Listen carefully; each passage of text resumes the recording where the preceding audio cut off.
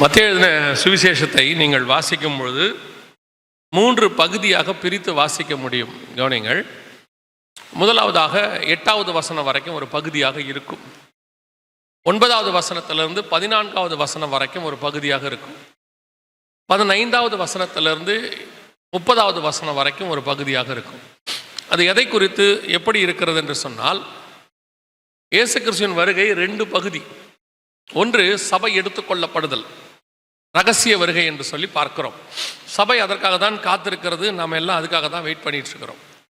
அடுத்தபடியாக உபத்திரவ காலம் 7 வருஷம் இருக்கிறது. அதை 2ஆக பிரிப்பார்கள்.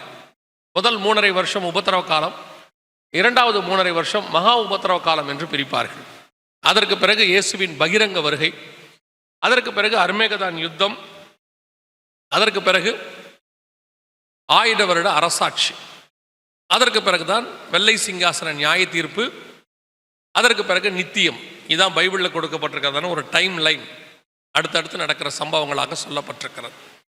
இப்போ நாம் எதுக்கு வெயிட் பண்ணிட்டு இருக்கிறோம் அப்படின்னு கேட்டிங்கன்னு சொன்னால், இந்த சபை எடுத்துக்கொள்ளப்படுதல் 1 தெசலோனிக்கேயர் 4:16-17 சபை எடுத்துக்கொள்ளப்படுதல்னு இருக்கு. அந்த சபை எடுத்துக்கொள்ளப்படுதலுக்காக நாம் காத்திருக்கிறோம். அதை நாம் ரகசிய வருகை என்றும் சொல்வார்கள்.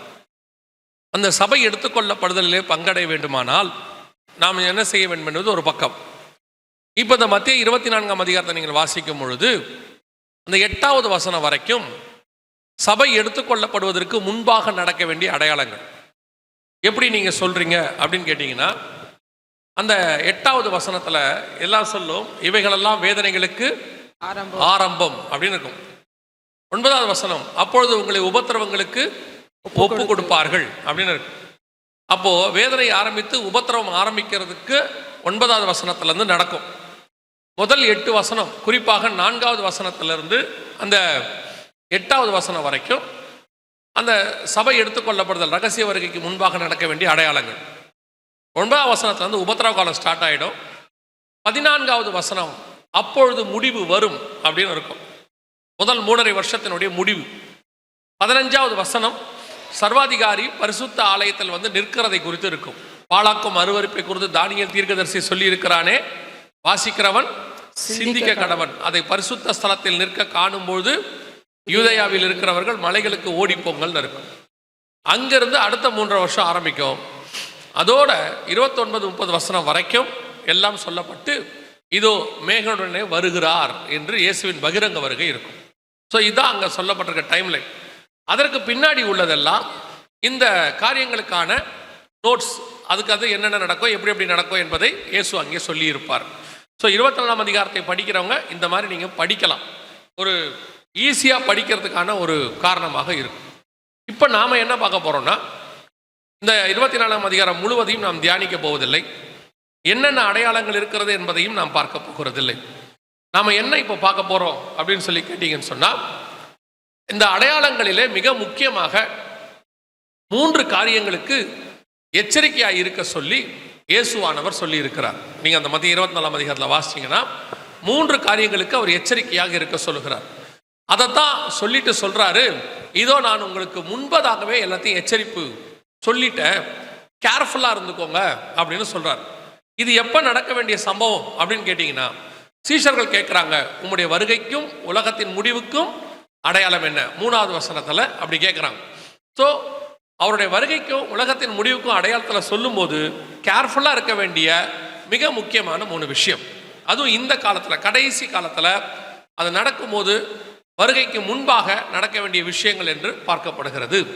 அந்த 3 காரியங்களை பார்த்து தான் ஒரு எச்சரிக்கை. ஆண்டவரே சொல்கிறார், எச்சரிக்கையாக இருங்கள் அப்படின்னு சொல்கிறார். பல நேரத்தில் நாம் என்ன நினைக்கிறோம் அப்படின்னா, ஆசீர்வாதத்தை பிரதானமாக நினைக்கிறோம். உண்மை, ஆசீர்வாதம் தேவையில்லை என்று யாரும் இங்கே சொல்லவே இல்லை. இயேசு கிறிஸ்து ஆசீர்வதிக்கிற ஆண்டவர் தான், அதில் மாற்றுக்கிறதே இல்லை. ஆனால் இன்னொரு மிக முக்கியமான விஷயம், ஆசீர்வாதத்தில் வரும்பொழுது சபை மிக முக்கியமாக எச்சரிக்கையாக இருக்க வேண்டியது அவசியமாக இருக்கு. இயேசு சொன்னார், நான் உங்களை ஓநாய்களுக்குள்ளே அனுப்புகிறேன், ஆடுகளை போல அனுப்புகிறேன்னு சொன்னார். அது பிரச்சனை இல்லை.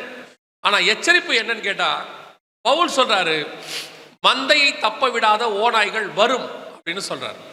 அப்படின்னா என்ன அர்த்தம்? ஓநாய்களுக்குள்ளே ஆடுகள் போகும்போது பாதுகாப்பு இருக்கிறது. அவர் சொல்றார், நான் அனுப்புறேன்றார் இயேசு. ஆனா எச்சரிப்பா இருக்க சொல்லும் போது பவுல் சொல்றாரு, இப்போ நான் போறேன், மந்தையை தப்ப விடாத ஓநாய்கள் வரும். அதுக்கு தான் நம்ம எச்சரிப்பாக இருக்கணும். ஒரு மிக முக்கியமான சபைக்கு இருக்க வேண்டியதான உபதேசங்களில் ஒன்று எச்சரிப்பு செய்தி. அதுவும் இந்த கடைசி காலத்துல நாம் அதிகமாக ஆசீர்வாத செய்திகளை விரும்புகிறோம். வாக்கு தத்துவம், அதில் எந்த விதமான மாற்று கருத்தும் இல்லை. இப்போ ஜனவரி மாதம் 1ஆம் தேதி வருது, நீங்கள் வாக்கு தத்தத்தை கேட்க போகிறீர்கள். அப்புறம் பிப்ரவரி மாதம் வரும், அது மாச வாக்கு தத்தத்தை கேட்க போகிறீர்கள். இது பத்தாததுக்கு ஃபோனில் டெய்லி வாக்கு தத்தம் வருது. இது பத்தாததுக்கு நிறைய ஊழியர்கள் ஆன்லைன் வழியாக புக்கு வழியாக வாக்கு தத்தங்களை அனுப்பி கொண்டே இருக்கிறார்கள். ஆனால் இந்த வாக்கு தத்தங்களை எல்லாம் வாங்குவது பெருசு இல்லை. பல நேரங்களிலே நம்மை அறியாதபடிக்கு நம்முடைய வீழ்ச்சி வரும். வருகையில போக விடாதபடிக்கு தடுக்கிற காரியங்கள் நடக்கும். எச்சரிப்பு தான் முக்கியம். பொதுவாக நீங்க இந்த ஹைவேஸ்ல போயிருப்பீங்க. நீங்க ஹைவேஸ்ல இருக்க சர்ச்சு தானே, ஸோ உங்களுக்கு நல்லா தெரியும். ஹைவேஸ்ல போயிருக்கீங்க, நீங்க பார்த்தீங்கன்னா எங்கேயாவது ரோடு நல்லா இருக்கு வேகமா போங்கன்னு போர்டில் இருக்காது. ஒரு இடத்துல கூட ரோடு அழகா போட்டிருக்காங்க, எவ்வளோ வேகம் போகணுமோ போங்க அப்படின்னு போர்டு இருக்காது. ஆனால் ஒரு கார்னர் வருது, ஒரு ஸ்பீட் பிரேக்கர் இருக்கு, இல்லை அந்த இடத்துல கொஞ்சம் ஆக்சிடென்ட் ஜோன் அப்படின்னா ஒரு காஷன் போர்டு வச்சிருப்பாங்க. இந்த ஹைவே முழுக்க பார்த்தீங்கன்னா காஷன் போர்டு தான் இருக்கும். எந்த இடத்துலையுமே நீங்கள் எவ்வளோ வேகம் வேணாலும் போங்கன்னு சொல்கிற போர்டு இருக்காது. அதோட அர்த்தம் என்னன்னா, ஜனங்க சொல்லாமையே வேகமாக போவாங்க. அதுவே 100, 110, 120 போவாங்க. ஆனால் தேவை என்ன? காஷன். சபைக்கும் அப்படித்தான். நீங்கள் உண்மை உள்ளவர்களாக இருந்தால் பரிபூர்ண ஆசீர்வாதங்கள் தானாய் வரும். ஆசீர்வாதத்துக்கு தனியா நீங்க கஷ்டப்பட வேண்டிய அவசியமே இல்லை. அவ்வளவுதான். நல்லா சாப்பிட்றவங்களா இருந்தா பெரும்பாலும் எந்த வியாதியும் வராது. ஏன்னா உடம்புல இம்யூனிட்டி பவர் இருக்கும். இந்த சாப்பிடாதவங்கள தான் நல்லா சாப்பிடு நல்லா சாப்பிடுன்னு சொல்லிட்டே இருக்கணும். காரணம், வியாதி வந்துடும் அப்படின்றதுனால. பல நேரத்தில் நீங்க எதை விரும்புறீங்கன்னா இந்த ஆசீர்வாதத்தை தான் விரும்புகிறீர்கள். அதுவும் குறிப்பா சர்ச்சில் வரும்போது அதை தான் விரும்புறீங்க. சபைக்குள்ள வரும்போது மட்டும் நீங்க அதைத்தான் எக்ஸ்பெக்ட் பண்றீங்க. எச்சரிப்பு கொடுக்கறதை விரும்பவில்லை. ஆசீர்வாதத்தை விரும்புக, நான் வேணான்னு சொல்லலை, அது தானா வரும். ஆனா விரும்ப வேண்டியது எதுன்னா எச்சரிப்பு, காஷன். இப்போ நீங்க உங்க பிள்ளையை கொண்டு போய் ஸ்கூல்ல விடும்போது அவனை ஒரு நல்ல காரியத்துக்கு தான் விடுறீங்க. அவன் படிச்சு நல்ல பெரிய ஆளா அவன் பெரிய ஆசீர்வாதமா இருக்கணும் பின்னாடி எல்லாம் விரும்புறீங்க. ஆனா ஸ்கூல்ல விடும்போது என்ன சொல்லி விட போறீங்க? நான் இன்ஜினியர் உங்ககிட்ட ஒப்படைச்சிருக்கேன், டாக்டர் ஒப்படைச்சிருக்கேன், பத்திரமா பார்த்துக்கோங்க அப்படியா சொல்ல போறீங்க? நீங்க சொல்லும் போது அது இப்ப இருக்க அப்பா அம்மா விட அப்ப இருக்க அப்பா அம்மா ரொம்ப மோசம். ஒரு 30 வருஷத்துக்கு முன்னாடி கொண்டு போய் விடும்போது அடிச்சு, எங்க வீட்டிலலாம் சொல்லுவாங்க, கண்ணு ரெண்டையும் விட்டுட்டு தோலை உரிங்கம்பாங்க. சொல்லும் போதே அப்படிதான். ஏற்கனவே அவங்க நல்லா அடிப்பாங்க, இதுல இவங்க வேற அவங்களுக்கு பவர் ஆஃப் அட்டானி எழுதி கொடுப்பாங்க, கண்ணு ரெண்டையும் விட்டுட்டு தோலை உரிங்க அப்படிம்பாங்க. எதுக்காக அப்படி சொன்னாங்க? அப்பா அம்மாவுக்கு நம்ம மேல கோவமா? அதெல்லாம் கிடையாது. அவங்களுடைய ஒரே நோக்கம் நம்ம நல்லா இருக்கணும். ஸோ நம்ம ஸ்கூல்ல விடும்போது நல்லா படிக்கணும்னு விரும்புகிறோம். அங்கே சொல்லும் போது பையனுடைய ஆசீர்வாதத்தை நம்ம சொல்றது இல்லை, இன்ஜினியர் டாக்டர்னு. அங்கே சொல்லும் போது பையனுடைய குறைய சொல்லுவோம். பேரண்ட்ஸ் டீச்சர்ஸ் மீட்டிங்னு ஒன்று வைக்கிறாங்க, இப்பெல்லாம் வைக்கிறாங்க தானே, எல்லா ஸ்கூல்லையும் வைக்கிறாங்க. முந்தையெல்லாம் பேரண்ட்ஸ் டீச்சர்ஸ் மீட்டிங்க்கு நம்ம தான் பையனை திட்டி கூட்டிகிட்டு போவோம், என்னடா பண்ண அப்படின்னு. இப்போ அவன் நம்மளை திட்டி கூட்டிகிட்டு போகிறான். பார்த்து வாங்க, டீச்சர் எது பேசினாலும் கம்முன்னு இருக்கணும், அமைதியாக இருக்கணும், நீங்கள் அவங்ககிட்ட போய் எதுவும் பேசக்கூடாது, அவன் சொல்லி கூட்டிகிட்டு போகிறான். பேரண்ட்ஸ் டீச்சர்ஸ் மீட்டிங்கில் போனால் நம்ம செய்ய போகிறது என்ன சொல்ல போகிறோம்? அவங்க என்ன சொன்னாலும் ஆமாம் நான் போகிறோம். கண்டிப்பாக பையன்கிட்ட இருக்க குறைய சொல்லணும். ஒரு டீச்சர் சொன்னாங்க, என் பையனுடைய மார்க் ஷீட்டை பார்த்தேன், எல்லாம் பாஸ் ஆகி நல்லா இருந்துச்சு. அவங்க சொன்னாங்க, இந்த பாஸ் ஆனதெல்லாம் பார்க்காதீங்க, டோட்டல் பாருங்க. பாஸ் ஆகிறது வேற, டோட்டல் எவ்வளோன்னு பார்க்கணுன்னாங்க. அதான் உண்மை. நாம் இன்னும் மேலே போகணுன்னா எச்சரிப்பு அவசியம். கிடைச்ச ஆசீர்வாதத்தையே நம்ம பார்த்துக்கிட்டு நல்ல மார்க் எடுத்துட்டு போதும் விடு அப்படின்னா முன்னேற மாட்டோம். பல நேரங்களில் இதான் நடக்குது. சபை உங்களை ஆசீர்வதிக்க வேண்டும் என்று விரும்புகிறீர்கள், உங்களுக்கு மோட்டிவேஷன்லாம் பேசணும்னு நினைக்கிறீங்க, எந்துவா பேசணும்னு நினைக்கிறீங்க. ஆனால் அது மட்டும் போதாது. பல நேரங்களிலே அந்த எச்சரிப்பு செய்தி தான் உங்களை உருவாக்கும், உங்ககிட்ட இருக்கிற குறைகளை போக்கும், அது மேலே மேலே வர்றதுக்கு காரணமாக இருக்கும். அதனால தான் இயேசு என்ன பண்றாரு, அந்த காரியங்கள் எல்லாம் சொல்லும் போது மிக முக்கியமாக 3 எச்சரிப்புகளுக்கு கர்த்தர் சொல்றார். அந்த எச்சரிப்புகளை பார்த்து தான் நாம இந்த கடைசி செஷன்ல முடிக்க போகிறோம். முதலாவது எச்சரிப்பு இயேசு என்ன சொல்றார் வாசிங்க. அந்த மத்தேயு எழுதின சுவிசேஷம் 24ஆம் அதிகாரம் 4வது வசனத்தை வாசிங்க. இயேசு அவர்களுக்கு பிரதியுத்தரமாக, ஒருவனும் உங்களை வஞ்சியாதபடிக்கு எச்சரிக்கையாயிருங்கள். ஏனெனில் அநேகர் வந்து என் நாமத்தை தரித்து கொண்டு நானே கிறிஸ்து என்று சொல்லி அநேகரை வஞ்சிப்பார்கள். முதலாவதாக இயேசு சொல்லக்கூடியதான ஒரு காரியம் என்னவென்றால், வஞ்சிக்கிற காரியங்களுக்கு எச்சரிக்கையாக இருங்கள். வருகைக்கு முன்பாக கேட்கப்பட்ட அடையாளம், நம்முடைய வருகைக்கு முன்பாக என்ன நடக்கும் அப்படின்னு கேட்கும்போது ஃபர்ஸ்ட் அடையாளமா இயேசு சொல்றாரு. த நம்பர் 1 பிரதானமானது என்னன்னு கேட்டீங்கன்னா, அநேகர் என் நாமத்தை தரித்து கொண்டு நானே கிறிஸ்து என்று சொல்லி உங்களை வஞ்சிப்பார்கள் அப்படின்னு இருக்கு. இதை 2 வகையா நம்ம பார்க்க போகிறோம். ஒன்று, நேரடியாக இந்த அடையாளம் நடக்குது. நானே கிறிஸ்து என்று சொல்லி அநேகர் உங்களை வஞ்சிப்பார்கள் என்று சொல்ற அந்த அடையாளம் நேரடியாகவே நடக்குது. இவங்கெல்லாம் நான் தான் இயேசு அப்படின்னு சொல்லி ஜனங்களை வஞ்சித்தவர்கள். இது வரைக்கும் உலகத்துல 3000 4000 பேர் வந்திருக்கிறாங்க நான் தான் இயேசுன்னு வஞ்சித்தவங்க. குறிப்பா இப்ப நம்ம நூற்றாண்டுல, இப்ப நம்ம கூட இந்த காலத்துல ஒரு 15 பேருக்கு மேல உயிரோடு கூட இருக்கிறாங்க நான் தான் இயேசுன்னு சொல்லி. இப்ப இவரெல்லாம் நான் தான் இயேசுன்னு சொல்லி ஜனங்களை வஞ்சித்தவங்கள்ல டாப் மோஸ்ட் லிஸ்ட்ல இருக்கிறவர், ஃபர்ஸ்ட் ரோல இருப்பார் இவரெல்லாம். ஏன்னு கேட்டீங்கன்னா, மில்லியன்ஸ் ஆஃப் மக்கள், லட்சக்கணக்கானவங்க இவருக்கு பின்னாடி போயிட்டாங்க. இவருக்கு பின்னாடி போய் இவரை இயேசுன்னு நம்பி தங்கள் சொத்துக்களை எல்லாம் வித்து இவர்கிட்ட கொடுத்துட்டாங்க. பெரிய ஆச்சரியம் என்னன்னு கேட்டீங்கன்னா, ஒரே நாளில் மட்டுமே இவர்கிட்ட 4000 பேர், ஒரு நாளில் மட்டும் நடந்த சம்பவம், 4000 பேர் ஒரு குருசேட் மாதிரி மொத்த சொத்துக்களையும் வித்து இவர்கிட்ட கொடுத்துட்டாங்க. கொடுத்துட்டு இவர் வீட்டுக்கு பக்கத்தில் குடிசை போட்டு தங்கியிருக்காங்க. டென்ட், இதே வீடியோவில் பின்னாடி வரும் பார்த்தீங்கன்னா, டென்ட் மாதிரி போட்டு தங்கியிருப்பாங்க. அந்த அளவுக்கு நான் தான் இயேசுன்னு ஜனங்களை வஞ்சித்தவரில் இவர் ஒருத்தர். இவர் பேர் விசாரியன்னு பேர். இவர் வந்து செர்பியா தேசத்தில் ஒரு டிராஃபிக் கான்ஸ்டபிளாக இருந்தவர். அதற்கு பிற்பாடு நான் தான் இயேசுன்னு சொல்லி ஜனங்களை வஞ்சித்து இன்னைக்கு ஜெயிலில் இருக்கிறார். இப்போ பிடிச்சி ஜெயிலில் வச்சுட்டாங்க, ரஷ்யாவில் ஜெயிலில் இருக்கிறார். சரி, ஏன் இது நடக்குது? இயேசு சொன்னார், ஒருவரும் உங்களை வஞ்சியாதபடிக்கு எச்சரிக்கையாய் இருங்கள் அப்படின்னு இயேசு தெளிவாக சொன்னார். அப்படி சொல்லியும் இவர்களெல்லாம் ஏன் இந்த மாதிரி ஆட்களை நம்புகிறார்கள்? இந்த மாதிரி ஆட்கள் வந்து நான் தான் இயேசுன்னு சொல்லும் போது ஜனங்கள் வஞ்சிக்கப்படுவதற்கு காரணம் என்ன அப்படின்னு சொல்லி பார்த்தீங்கன்னா, அதுக்கு ஒரு 2-3 காரணங்கள் இருக்கு.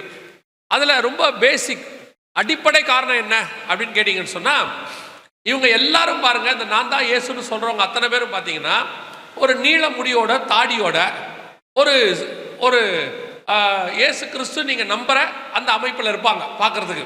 பின்னால நீங்க பார்த்தீங்கல்ல, இவரையுமே நீங்க பார்க்கும்போது பாருங்க, நீங்க இது வரைக்கும் இயேசு கிறிஸ்துன்னு சொல்லி என்னென்ன போட்டோஸ் எல்லாம் பார்க்குறீங்களோ அந்த எல்லா போட்டோலையும் ஒரே மாதிரி அமைப்பு இருக்கும். கண்ணு மூக்கு கொஞ்சம் மாதிரி இருக்கும்னு வச்சுக்கோங்களேன், அமைப்பு ஒரே மாதிரி இருக்கும். நீல முடி, தாடி, இந்த முகம் வந்து இதே மாதிரி பேட்டர்ன்ல இருக்கும். ஏன் ஜனங்க வஞ்சிக்கப்படுகிறாங்க அப்படிங்கிறதுக்கு முதலாவதாக உள்ள காரணம் என்ன அப்படின்னு கேட்டீங்கன்னு சொன்னா, நம்ம கிட்ட இருக்கிற அறியாமை. ஃபர்ஸ்ட் என்னன்னா, ஆவிக்குரிய சபைக்கெல்லாம் முன்னாடி வந்த உடனே, ஆவிக்குரிய சபைக்கும் மற்ற சபைக்கும் உள்ள டிஃபரன்ஸ்ல பிரதானமானது என்னன்னா, சபைக்கு வந்த உடனே நாங்கள் சொல்லிக் கொடுக்கக்கூடிய அடிப்படை உபதேசத்தில் ஒன்று, ஏசுநாதர் போட்டோ, அவங்க அம்மா போட்டோ, அப்பா போட்டோ, தூதர் போட்டோ, அப்புறம் சீடர்கள் போட்டோ, சிலை எது இருந்தாலும் தூக்கி வெளியே போட்டுருங்க அப்படிம்போம். என்ன காரணம் அப்படின்னு கேட்டா, அதுல இயேசு இல்லை, அந்த மாதிரி இயேசு இருக்கவும் மாட்டார், அதிலையும் இயேசு இருக்க மாட்டார். அந்த சிலையை கும்பிட்றதுனாலையோ, இயேசுநாதர்கிட்ட போய் சிலையில கும்பிட்றதுனாலையோ, அல்லது அவங்க அம்மா சிலையை கும்பிட்றதுனாலையோ, அவங்க அப்பா சிலையை கும்பிட்றதுனாலையோ, கேட்கறதுனாலையோ ஒரு பிரயோஜனமும் இல்லை. வசனம் தெளிவாக இருக்கிறது, அவர் இருதயத்தில் வாசம் பண்ணுகிற தேவன், அவர் கையின் சித்திரத்திலேயோ அல்லது சிலைகளிலேயோ வாசம் பண்ணாத தேவன் வேதம் தெளிவாக சொல்லுது. அப்ப இந்த மாதிரி காரியங்கள் வரும்போது ஜனங்களுக்கான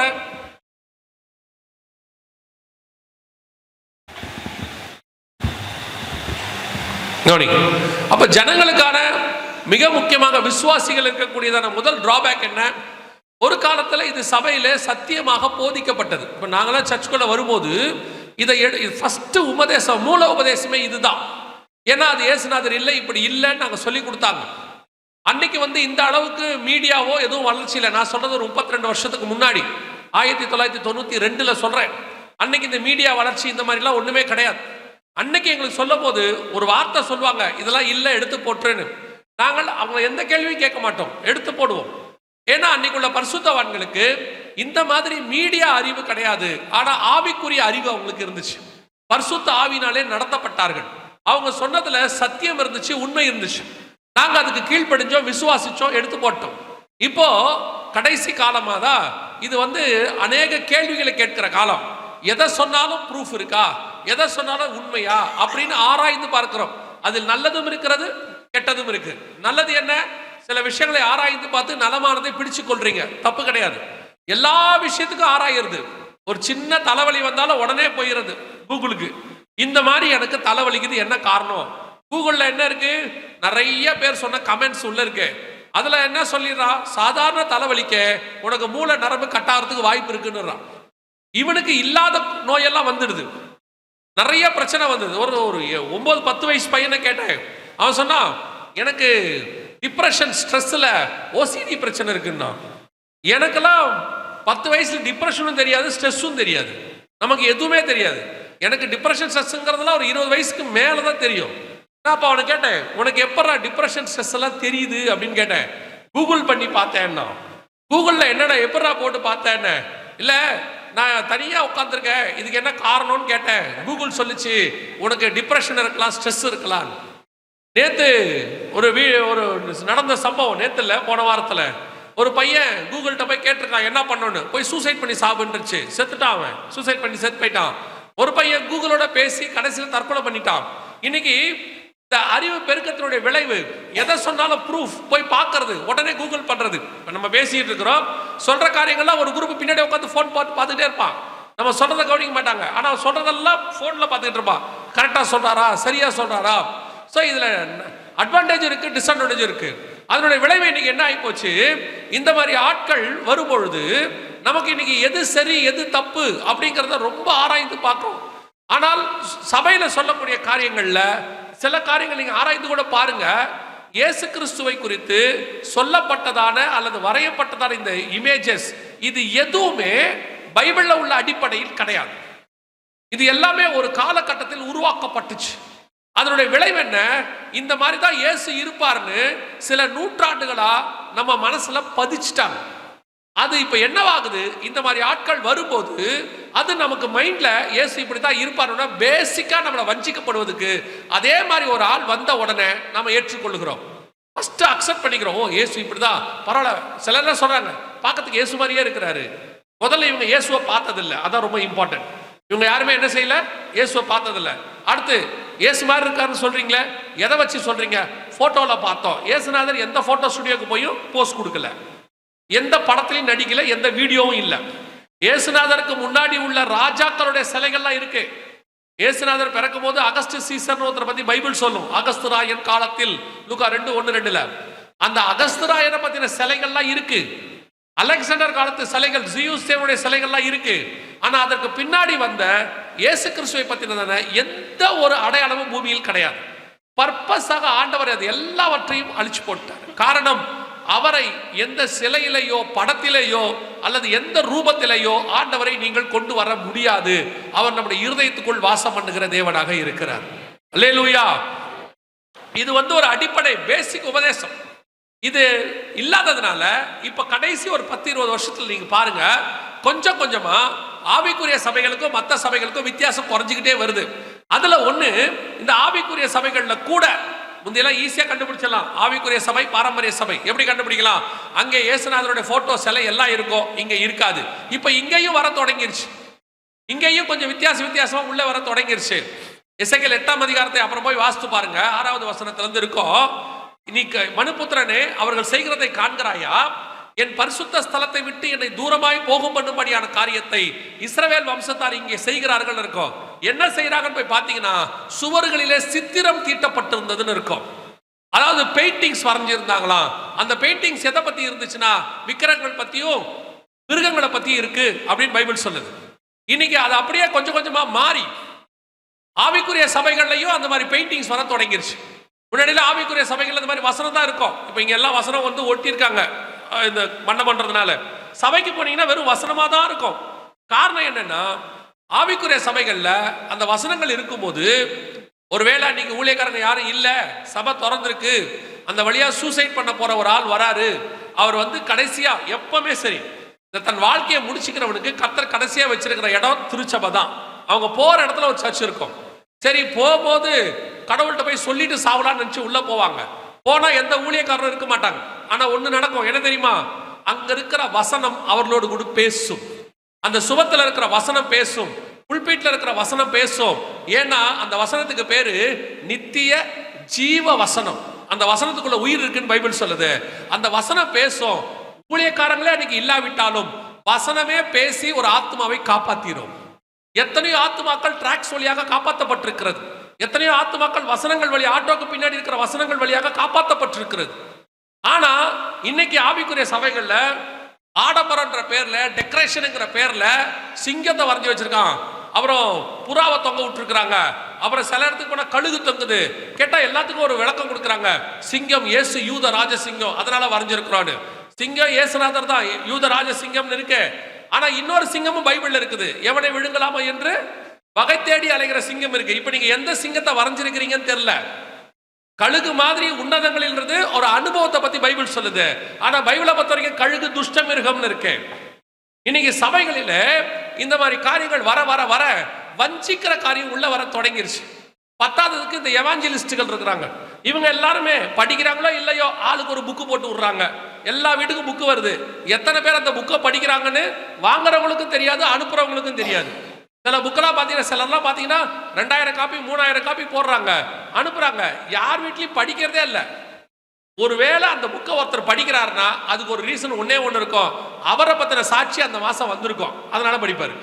இல்லைன்னா படிக்க போறதே கிடையாது. ஆனா அந்த புக்குகள் வழியாக இந்த இயேசுநாதருடைய போட்டோ அப்படின்னு சொல்லக்கூடியது எல்லாம் உள்ளே வருது. அது வந்து இன்னைக்கு ஒரு எப்படிப்பட்ட வஞ்சன்னு கேட்டீங்கன்னா, பைபிள் அட்டை கிழிஞ்சு போய் கிடக்கு. பாதி பேர் வீட்டில் ஆதியாகமத்துக்கு 2 அதிகாரமே இல்லை. ஆண்டவர் உண்டாக்குன முதல்ல அந்த 2 அதிகாரமே இருக்காது. பாம்பு நுழைஞ்சதுல தான் இருக்கும். பைபிள் எடுத்துட்டு வர சொன்னா பாம்பு டைரக்டா வரும் உள்ள. முதல் 2 அதிகாரம் இருக்கவே இருக்காது. ஆனா இந்த புக்கெல்லாம் அழகா அடுக்கி வச்சிருக்காங்க. இதுவே 3-10 வருஷத்து புக்கு ஏன் போடலையா? ஐயோ அதுல வசனம் இருக்குது. முழு வசனம் இருக்கிற பைபிளே கிழிஞ்சு கிடக்கு. இந்த புக்கு வீட்டுல பத்திரமா ஓரமா இருக்கு. இன்னும் கொஞ்சம் பேர் இருக்காங்க. என்னன்னு கேட்டா அதுல இயேசுநாதருடைய போட்டோ இருக்குது. ஆண்டவரை தூக்கி எப்படி குப்பையில போறது? ஆண்டவரை தூக்கி வீட்டை விட்டே வெளியே போட்டியா? புக்க குப்பையில போறதுக்கு என்ன? நிறைய பேர் வீட்டுல ஆண்டவர் வாசல் இருந்தா கதவை தட்டிக்கிட்டு இருக்காரு, உள்ளேயே கிடையாது. எப்ப டிவியை கொண்டு சீரியலை போட்டீங்களோ அன்னைக்கு அவர் வெளியே போயிட்டாரு. இதுல வேற ஆண்டவரை தூக்கி எப்படி வெளியே போறது அப்படின்னு சொல்லி ஒரு குரூப் இந்த காரியங்களை செய்து இதனுடைய விளைவு என்ன? இன்னொன்னு புரிஞ்சுக்கோங்க. நீங்க கெட்டு போகிறது மட்டும் இல்லாம உங்க சந்ததியும் கெட்டு போகுது. பிள்ளைகளுக்கு மைண்ட்ல ஏறுறீங்க, இயேசுநாதர் இப்படித்தான் இருப்பாருன்னு ஏத்திடுறீங்க. இப்போ நமக்கே எடுத்துக்கோங்களேன், கண்ணை மூடி முழங்கால் போட்டா இயேசுநாதர் நம்ம யோசிச்சு ஜோம் பண்ணோம்னா ஒரு நீல முடியும் தாடியும் வருதா இல்லையா? பாதி நேரம் அதான் வருது. ஏன்னா இதெல்லாம் நம்ம சின்ன வயசுல போட்ட விதை. இப்பவும் ஒரு பீரியடுக்கு அப்புறம் ஆவியில வந்து வளர்ச்சி அடைஞ்ச பிறகுதான் அவர் ஒளியாகவோ தீபமாகவோ நெருப்பாகவோ அல்லது வெளிச்சமாகவோ நமக்கு காணப்படுறார். ஒரு காலகட்டம் வரைக்கும் நமக்கே கண்ணை மூண்டா நீல முடியும் தாடி தான் வருது. ஏசு சரி, அப்ப இயேசுநாதர் நீல முடியோட தாடியோட இருக்க மாட்டாரா? நீங்க எடுத்து வசனத்தை வாசிச்சு பாருங்க, எங்கேயாவது அப்படி இருக்கான்னு பாருங்க. ஒரே ஒரு இடத்துல தான் இருக்கு. அவர் தாடி மயிரை பிடிச்சு இழுத்தாங்கன்னு இருக்கு. அவரை 3 நாள்ல உள்ள வச்சிருக்கிறாங்க. சரி, இயேசுநாதர் தாடி வச்சதாவே இருக்கட்டும். அவர் எப்படி மாம்சத்தில் இருந்தார் என்பதா முக்கியம். அவர் மறுரூபம் ஆயிட்டார். மறுரூபமான பிறகு கல்லறை வாசல்ல நிற்கும் போது மகதலேனா மரியாளுக்கு இயேசு கிறிஸ்து யாருன்னே தெரியல. தோட்டக்காரர்னு நினைச்சாங்களாம். எம்மாவூர் சீஷரோட பேசிக்கிட்டே போறாரு. பேசிக்கிட்டே போகும்போது சீஷர்களுக்கு அது யாருன்னு தெரியல. அப்ப அவங்க சொல்றாங்க, அவர் பேசும்போது ஆவி கொழுந்து விட்டு எரியவில்லையா? அப்ப இயேசு எப்படி கண்டுபிடிக்கணும்? உருவத்தை வச்சு கண்டுபிடிக்க முடியாது, வசனத்தை வச்சு தான் கண்டுபிடிக்க முடியும், சத்தத்தை வச்சு தான் கண்டுபிடிக்க முடியும். வசனம் தெளிவா இருக்கு. அவங்க மீன் பிடிக்க போகிறேன்னு சீஷர்கள் போயிட்டாங்க. இவர் கரையில உட்காந்து மீன் சமைச்சுக்கிட்டு இருக்கிறாரு. அப்ப சொல்றா அது யாருன்னு யாருக்குமே தெரியல. ஒருத்தன் சொல்றா அது இயேசு. ஏன்னா அவர் அப்படித்தான் இருக்கிறாரு. எப்படி? மர்ரூமான அனுபவத்தில் இருக்கிறாரு. ஏன்னா மர்ரூம மலையில 3 பேர் தான் பார்த்திருக்கிறான். அதுல ஒருத்தன் தான் சொல்றான் அது இயேசுன்னு. எதுக்கு சொல்றேன்? இயேசு கிறிஸ்து இப்படித்தான் இருப்பார்னு பைபிள்ல சொல்லல. அவர் அந்த மாதிரியும் இல்ல. நீங்க யாரோ ஒருத்தருடைய போட்டோவை யாரோ ஒரு ஆளை பத்தினதை வீட்டுக்குள்ள வச்சிருக்கிறீங்க.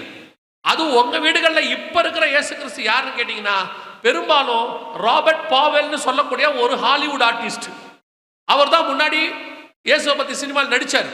அவரை பத்தின போட்டோ, அவருடைய போட்டோஸ் தான் பாதி இடத்துல இருக்கு. மீதி இடத்துல பேஷன் ஆஃப் கிரைஸ்ட்ல நடிச்சாரு, அவர் போட்டோ இருக்குது. உண்மையான இயேசு போட்டோ எங்க இருக்கு? அதெல்லாம் தாண்டி இன்னொன்னு உங்களுக்கு சொல்றேன்.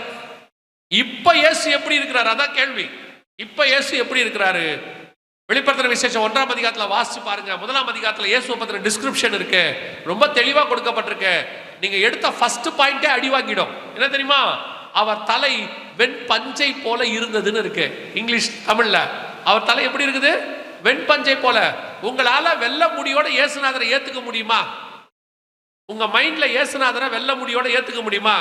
உங்களையே உங்களால வெள்ள முடியோட ஏத்துக்க முடியாது. அதையே டை அடிச்சு கருப்பாக்கினாதான் உங்களுக்கே பார்க்கறதுக்கு நல்லா தெரியுது. உங்களுக்கு அது வெல்ல முடியுங்கிறது கம்பல்சரி வரப்போறது, அதை ஒன்றும் செய்ய முடியாது. அதையே கருப்பா பார்த்து பழக்கப்பட்டீங்க. இயேசுநாதரை வெல்ல முடியல, உங்களால பார்க்க முடியுமா? அங்க போய் வாசிச்சு பாருங்க. 1ஆம் அதிகாரம் இருக்கு.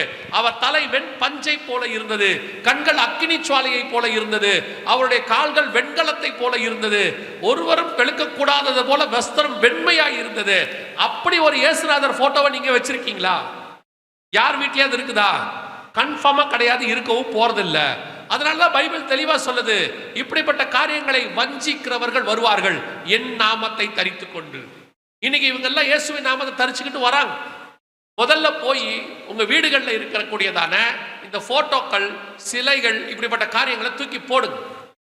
ஒரு ஊழியக்காரர் என்ன கேட்டார், நீ சொல்றது வேணா வசனத்தின்படி கரெக்டா இருக்கு, இப்போ இயேசுவை அறியாதவங்க அல்லது எங்க வீட்டில் இருக்க ஒரு குழந்தை இயேசு எப்படி இருப்பார்னு கேட்டா நான் என்ன சொல்றது, நான் எதை காட்டுறது அப்படின்னாரு. சொல்லிட்டு ஒரு உதாரணம் சொன்னாரு. எங்க அப்பா போட்டோ, தாத்தா எதுன்னு கேட்டா நான் காட்டுறேன், பாட்டி எதுன்னு கேட்டா நான் காட்டுறேன், இப்ப இயேசுநாதர் எப்படி காட்டுறது? நான் கேட்டேன், உங்க தாத்தா உங்க அப்பாவை காட்டிட்டீங்க, ஒருவேளை உங்க பிள்ளை 3 தலைமுறைக்கு முன்னாடி இருந்த தாத்தாவை கேட்டா எப்படி காட்டுவீங்கன்னு கேட்டேன். எப்படி 3 தலைமுறைக்கு முன்னாடி ஒரு தாத்தா இருந்திருப்பார் தானே, அந்த தாத்தா இருந்ததுனால தான் இந்த தாத்தா வந்தாரு, இந்த தாத்தா இருந்தனால தான் அப்பா வந்தாரு, அப்பா வந்ததுனால தான் நம்ம வந்தோம், நம்ம வந்தனால பையன் வந்திருக்கான். ஒருவேளை பையன் கேட்கறான், 5 தலைமுறைக்கு முன்னாடி இருக்கிற தாத்தா எப்படி இருப்பாருன்னு எப்படி காட்டுவீங்க? என்ன சொல்ல போறீங்க? போட்டோவும் இல்ல, ஒண்ணும் இல்ல, ஆனா தாத்தா இருந்தது உண்மைதாண்டா சொல்ல போறீங்களா இல்லையா? அதே பதில் தான் இயேசுநாதருக்கும். இயேசுநாதர் எப்படி இருப்பாருன்னு தெரியாது, அவர் வந்தது உண்மை, அவர் மரித்தது உண்மை, அவர் உயிர் தெழுந்தது உண்மை, அவர் வரப்போகுவதும் உண்மை. அவ்வளவுதான், சத்தியம் முடிஞ்சிருச்சு. இவங்க வசதிக்காக, இவங்க விருப்பத்துக்காக பிள்ளைங்க மேல பழிய போடுறது. இன்னும் நான் ஒரு படி மேல போய் சொல்றேன், இல்ல உங்க பிள்ளை ரொம்ப ஞானம், பயங்கர அறிவு, ஐக்கியூ ஜாஸ்தி, இல்ல நான் இயேசு கிறிஸ்துவை பார்க்கணும், இயேசு எப்படி இருப்பார் எனக்கு சொல்லுங்க அப்படின்னு சொல்லி அடம்பிடிச்சா ரொம்ப சிம்பிள். உங்க பிள்ளைகிட்ட தைரியமா சொல்லுங்க, போய் முழங்கால் போட்டு கதவை சாத்திட்டு முழங்கால் படியிடு, ஜெபம் பண்ணு, இயேசு கிறிஸ்து வருவாரு பார்த்துக்கோன்னு சொல்லுங்க. இயேசு வருவாரான்னு கேக்குறீங்களா? நம் சத்தத்துக்கு இயேசு செவி கொடுக்கிறாரோ இல்லையோ, பிள்ளையின் சத்தத்துக்கு கண்டிப்பாக கர்த்தர் செவி கொடுப்பார். உண்டு, வசனம் தெளிவா சொல்லுது, கண்டு விசுவாசிக்கிறவனிலும் காணாமல் விசுவாசிக்கிறவன் தான் பாக்கியவான். இந்த வஞ்சிக்கிற காரியம் வந்ததனுடைய விளைவு என்ன? சரிங்க, இது என்ன அவ்வளவு பெரிய தப்பா?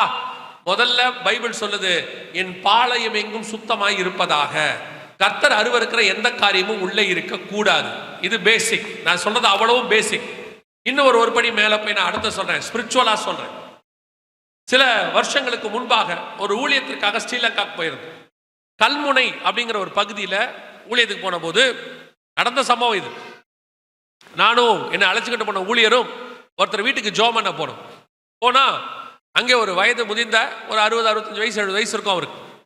அவரு சில வருஷங்களாக படுத்த படுக்கையா இருக்கிறார், எழுந்திருக்கவே இல்லை. அவருடைய மக, அவங்களுக்கு ஒரு 45, 50 வயசு இருக்கும். அவங்க தான் அவரை பார்த்துக்கிறாங்க. அவங்க சொன்னாங்க, அப்பா 10 வருஷமா படுத்திருக்காரு, என்ன காரணமே தெரியல, நல்லா தான் இருந்தாரு, படுத்துட்டாரு, கொஞ்சம் ஜெபம் பண்ண முடியுமான்னு. அந்த வீட்டுக்குள்ள போனா இயேசுநாதர் அப்பா, இயேசுநாதர் அம்மா, இயேசுநாதர் இருக்கிற சீஷர்கள், தூதர்கள், மிஷினரிகள் அத்தனை பேரும் சிலையா கிடக்குறாங்க. எல்லா பக்கமும் கிடக்குறாங்க. நமக்கே தெரியல இத்தனை மரியாளுக்கு இத்தனை பேர் இருக்கான்னு எனக்கு தெரியல. அவ்வளோ பேர், எல்லா ஊர் பேர்லயும் அந்த அம்மாக்கு பேர் இருக்கு. பார்த்தா நான் சொன்னேன், இவ்வளோ விக்கிரகம் இருக்கே, இதெல்லாம் ஆசீர்வாதத்துக்கு தடையா இருக்குமே, இதை கொஞ்சம் எடுத்துட்டா நல்லா இருக்கும்னு சொன்னேன். அவங்களுக்கு பயம், இல்லை இதெல்லாம் எடுத்தா பிரச்சனை வராதா? நான் சொன்னேன், எடுங்க, ஒன்றும் பிரச்சனை வராது. அவங்க ஒரு வார்த்தை சொன்னாங்க, அப்படின்னா நீங்களே எடுத்துருங்கன்னாங்க. பிரச்சனை வந்தா யாருக்கு வரட்டும்? உங்களுக்கே வரட்டும், நீங்களே எடுத்துருங்கன்னாங்க. சரின்னு சொல்லிட்டு நான் அந்த ஊழியக்காரர் அந்த வீட்டை கிளீன் பண்ண தொடங்கணும். ஊழியத்துக்கு போய் இதெல்லாம் இருக்கு, ஊழியத்துக்கு வரங்கிறீங்க, நிறைய பேர் வீட்டை கிளீன் பண்ண வேண்டியிருக்கோம். போய் கிளீன் பண்ணோம். மொத்தத்தையும் க்ளீன் பண்ணி எடுத்தா 2 மூட்டை ஃபுல்லா வந்துச்சு. சிலையும் அது இதுமா பெரிய மூட்டை. அதை கொண்டு போய் வண்டியில போய் ஒரு ஆத்துக்குள்ள தள்ளி விட்டுட்டு வந்து நான் அந்த ஊழியக்காரன் ஜோம் பண்ணி முடிச்ச ஒரு 5வது நிமிஷம் 2 வருஷமா படுத்திருந்த மனுஷன் எழுந்திருச்சு உட்கார்ந்தார். உட்கார்ந்தது மட்டுமல்ல, அப்பதான் முதல்ல சாப்பிட ஆரம்பிக்கிறார். பல நேரங்களிலே இவைகள் உங்கள் ஆசீர்வாதங்களுக்கு தடையாக இருக்கும். வரவேண்டிய காரியங்களுக்கு அது தடையாக இருக்கும். நீங்க கேட்டுக்கிட்டே இருக்கிறீங்க, சர்ச்சுக்கு வரோம், தசமா காணிக்கலாம் கரெக்டாக தான் கொடுக்குறோம், ஆனா என்னன்னே தெரியல, ஆசீர்வாதம் வரல, இந்த காரியம் முடிய மாட்டேங்குது, இத்தனை வருஷமா இழுத்துக்கிட்டு இருக்கு, கிடைக்க மாட்டேங்குது. சில நேரங்களில் உங்கள் பாளையங்களை நீங்கள் சுத்திகரிக்க வேண்டி இருக்கும். ரொம்ப கவனிச்சு பாருங்க. லேயாள் ராகேல் 2 பேரும் இருந்தாங்க. இத்தனைக்கும் ராகேல யாக்கோபு ரொம்ப நேசிக்கிறாரு. ஆனால் ராகேலின் கூடாரத்துக்குள் மறைக்கப்பட்டிருந்த ஒரு விக்கிரகம் இருந்துச்சு, தகப்பன் வீட்டுடைய விக்கிரகம். ஒரு நாள் அந்த விக்கிரகம் ராகேலின் பிரயாணத்தை வழியிலேயே முடிய பண்ணிருச்சு. 2 பேரும் போனாங்க. ஆனா கடைசி வரைக்கும் கானானுக்குள்ள போய் கல்லறை வரைக்கும் யாக்கோபு கூட போனது யாருன்னா லேயாள் தான் போனாங்க. ராகேல் போகல. காரணம், அவங்களுடைய கூடாரத்துக்குள் கர்த்தர் அருவருக்கிற விக்கிரகம் மறைக்கப்பட்டிருந்தது. அதே தான் உங்களுக்கு சொல்றேன். இப்படிப்பட்ட காரியங்கள் இருந்தால் தூக்கி வெளியே போடுங்க, தைரியமா போடுங்க. யாரும் எதுவும் செய்ய போறதில்ல. எந்த பிசாசும் உங்களை ஒன்றும் செய்யாது. ஏன்னு சொன்னா பிசாசு தோக்கடிக்கப்பட்டவன். நீங்களும் நானும் வெற்றி சிறந்த இயேசு கிறிஸ்துவனுடைய தேவனுடைய பிள்ளைகளாய் இருக்கிறோம். இன்னைக்கு நிறைய பேருக்கு அந்த ஒரு பயம் இருக்கு. என்ன பண்ணலாம், எது செய்யலாம், இப்படி ஆகுமா, நடக்குமா, நடக்காதா? இது ஆசீர்வாதத்துக்கு தடையாக இருக்கும். அதுக்கு தான் சொல்றேன், பல நேரங்களில் இப்படிப்பட்ட காரியங்கள் நடக்குது. 2வது, இந்த வஞ்சிக்கிற காரியம் அப்படின்னா என்ன? ஏன் ஜனங்கள் வஞ்சிக்கப்படுகிறார்கள்? இப்ப நீங்க ஃபர்ஸ்ட் பார்த்தோம், பேசிக், ஜனங்கள் அறியாமையில வஞ்சிக்கப்படுறாங்க. 2வது, வஞ்சித்தல் என்றால் என்ன? இந்த வஞ்சிக்கிற காரியத்துக்கு என்ன ஒரு அடையாளம் என்ன, அல்லது அதுக்கான விளக்கம் என்ன அப்படின்னு கேட்டீங்கன்னா, ஒரு வசனம் வாசிங்க, அதோட உங்களுக்கு சொன்னா ஈஸியா புரியும். 2 கொரிந்தியர் வாசிங்க. 2 கொரிந்தியர் 11ஆம் அதிகாரம் 3-4 வசனங்களை வாசிங்க. 2 கொரிந்தியர் 11:3-4 வாசிங்க. ஆகிலும் சர்ப்பமானது தன்னுடைய தந்திரத்தினாலே ஏவாளை வஞ்சித்தது போல உங்கள் மனதும் கிறிஸ்துவை பற்றிய உண்மை நின்று விலகும்படி கெடுக்கப்படுமோ என்று பயந்திருக்கிறேன். எப்படியெனில் உங்களிடத்தில் வருகிறவன் நாங்கள் பிரசங்கியாத வேறொரு இயேசுவை பிரசங்கித்ததனாலான், அல்லது நீங்கள் பெற்றிராத வேறொரு ஆவியையும் நீங்கள் ஏற்றுக்கொள்ளாத வேறொரு சுவிசேஷத்தையும் பெற்றீர்களானால் நன்றாய் சகித்திருப்பீர்களே. நல்லா கவனிங்க. இது யாரை குறித்து எதை பத்தி சொல்லப்படுதுன்னா, சபைக்குள்ளே வரக்கூடியதான வஞ்சிக்கிற சுபாவத்தை பற்றி. இந்த வஞ்சித்தல் என்றால் என்ன அப்படின்னு கேட்டீங்கன்னா, ஒரு சத்தியத்தை, ஒரு செய்தியை அல்லது ஒரு உபதேசத்தை சபை உங்களுக்கு போதித்து இருக்கும் பொழுது இன்னொரு உபதேசத்தை பக்க வழியாய் உங்களுக்கு சொல்லிக் கொடுத்தல், அல்லது அதுக்கு மாற்றாக அந்த உபதேசத்தை ஃபாலோ பண்ண வைத்தல் வஞ்சித்தலுக்கு அடையாளமாக இருக்குன்னு பவுல் சொல்றார். இப்போ நீங்கள் எல்லாருமே நல்ல ஒரு ஆவிக்குரிய சபை, சத்தியம் சொல்லிக் கொடுக்கிற சபையில் தான் இருக்கிறீர்கள். நான் பொதுவாக டினாமினேஷனை குறித்து பேசுகிறதில்லை, ஆவிக்குரிய சபை என்று சொல்லிவிடுகிறேன். இப்போ நீங்க ஏஜியில் இருக்கீங்க. அசம்பிளிஸ் ஆஃப் காட் பத்தி நமக்கு சொல்ல வேண்டிய அவசியம் இல்லை. நாங்கள் 32 வருஷமாக அதில் தான் இருந்திருக்கிறோம். ஸோ அசம்பிளிஸ் ஆஃப் காட் ஆவிக்குரிய ஒரு நல்ல சபை, அது நல்ல கரெக்டான சத்தியத்தில் இருக்கக்கூடியதான ஒரு சபை. அப்படி உங்களுக்கு இந்த சத்தியங்கள் எல்லாம் சொல்லிக் கொடுக்கும் பொழுது ஏன் இப்படிப்பட்ட காரியங்களை உங்கள் வீட்டுக்குள் அனுமதிக்கிறீர்கள், ஏன் வஞ்சிக்கப்படுகிறீர்கள் அப்படின்னு கேட்டீங்கன்னா, மிக முக்கியமான 2வது நாங்கள் பார்க்கிற காரியம் என்ன அப்படின்னா, ஜனங்களுக்குள் வசன விளக்கம் அல்லது வசன அறிவில்லாமை. வசனம் படித்தல் வேறு, வசனத்தினுடைய அறிவு வேறு. பைபிளை படிக்கிறது ஒரு வேலையா போச்சு, இப்போ அன்றாட வேலை. அதுவே பாதி பேர் செய்யறதில்லை, அது வேற விஷயம். செய்யறவங்க கூட இன்று பைபிள் வாசித்தாயா அப்படின்னு சொல்லி ஒரு போர்டு இருக்கும், அந்த போர்டுக்கு பயந்து வாசிக்கிறவங்க இருக்கிறாங்க. திடீர்னு பாஸ்டர் கேட்டுருவாரா பைபிள் வாசிச்சியான்னு, அதனால ஒரு அதிகாரத்தை வாசிச்சிருவோம். 23ஆம் சங்கீதத்தை எப்படியும் 23,000 தடவை வாசித்திருப்பீங்க. ஏன்னா அர்ஜென்ட்டுக்கு வாசிக்கிற சங்கீதம் அதுதான். அன்னைக்கு ஒரு தம்பியை கேட்டேன், தம்பி வசனம் வாசித்தியாடான்னு. இல்லைண்ணே, காலேஜுக்கு போற வேகம், அதனால அர்ஜென்ட்டுக்கு ஒரே ஒரு வசனம் மட்டும் வாசித்தேன்னா.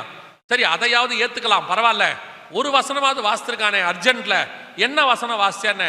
இயேசு கண்ணீர் விட்டாருன்னா ஈஸியா வாசித்திருக்கான், அவ்வளவுதான், ஒரே வசனம். நான் சொன்னேன், தம்பி இயேசு உன்னை பார்த்து கண்ணீர் விட்டதை கேட்கலன்னு. இன்னைக்கு நம்ம வசனம் வாசிக்கிறத நம்ம இஷ்டத்துக்கு மாத்திக்கிட்டோம். ஒரு குரூப் வசனம் வாசிக்கிறதே இல்லை, இன்னொரு குரூப் வசனத்தை ஒரு கடமைக்கு வாசிக்கிறது. இன்னொருத்தர் இருக்காங்க வசனத்தை போட்டி போட்டு வாசிக்கிறது.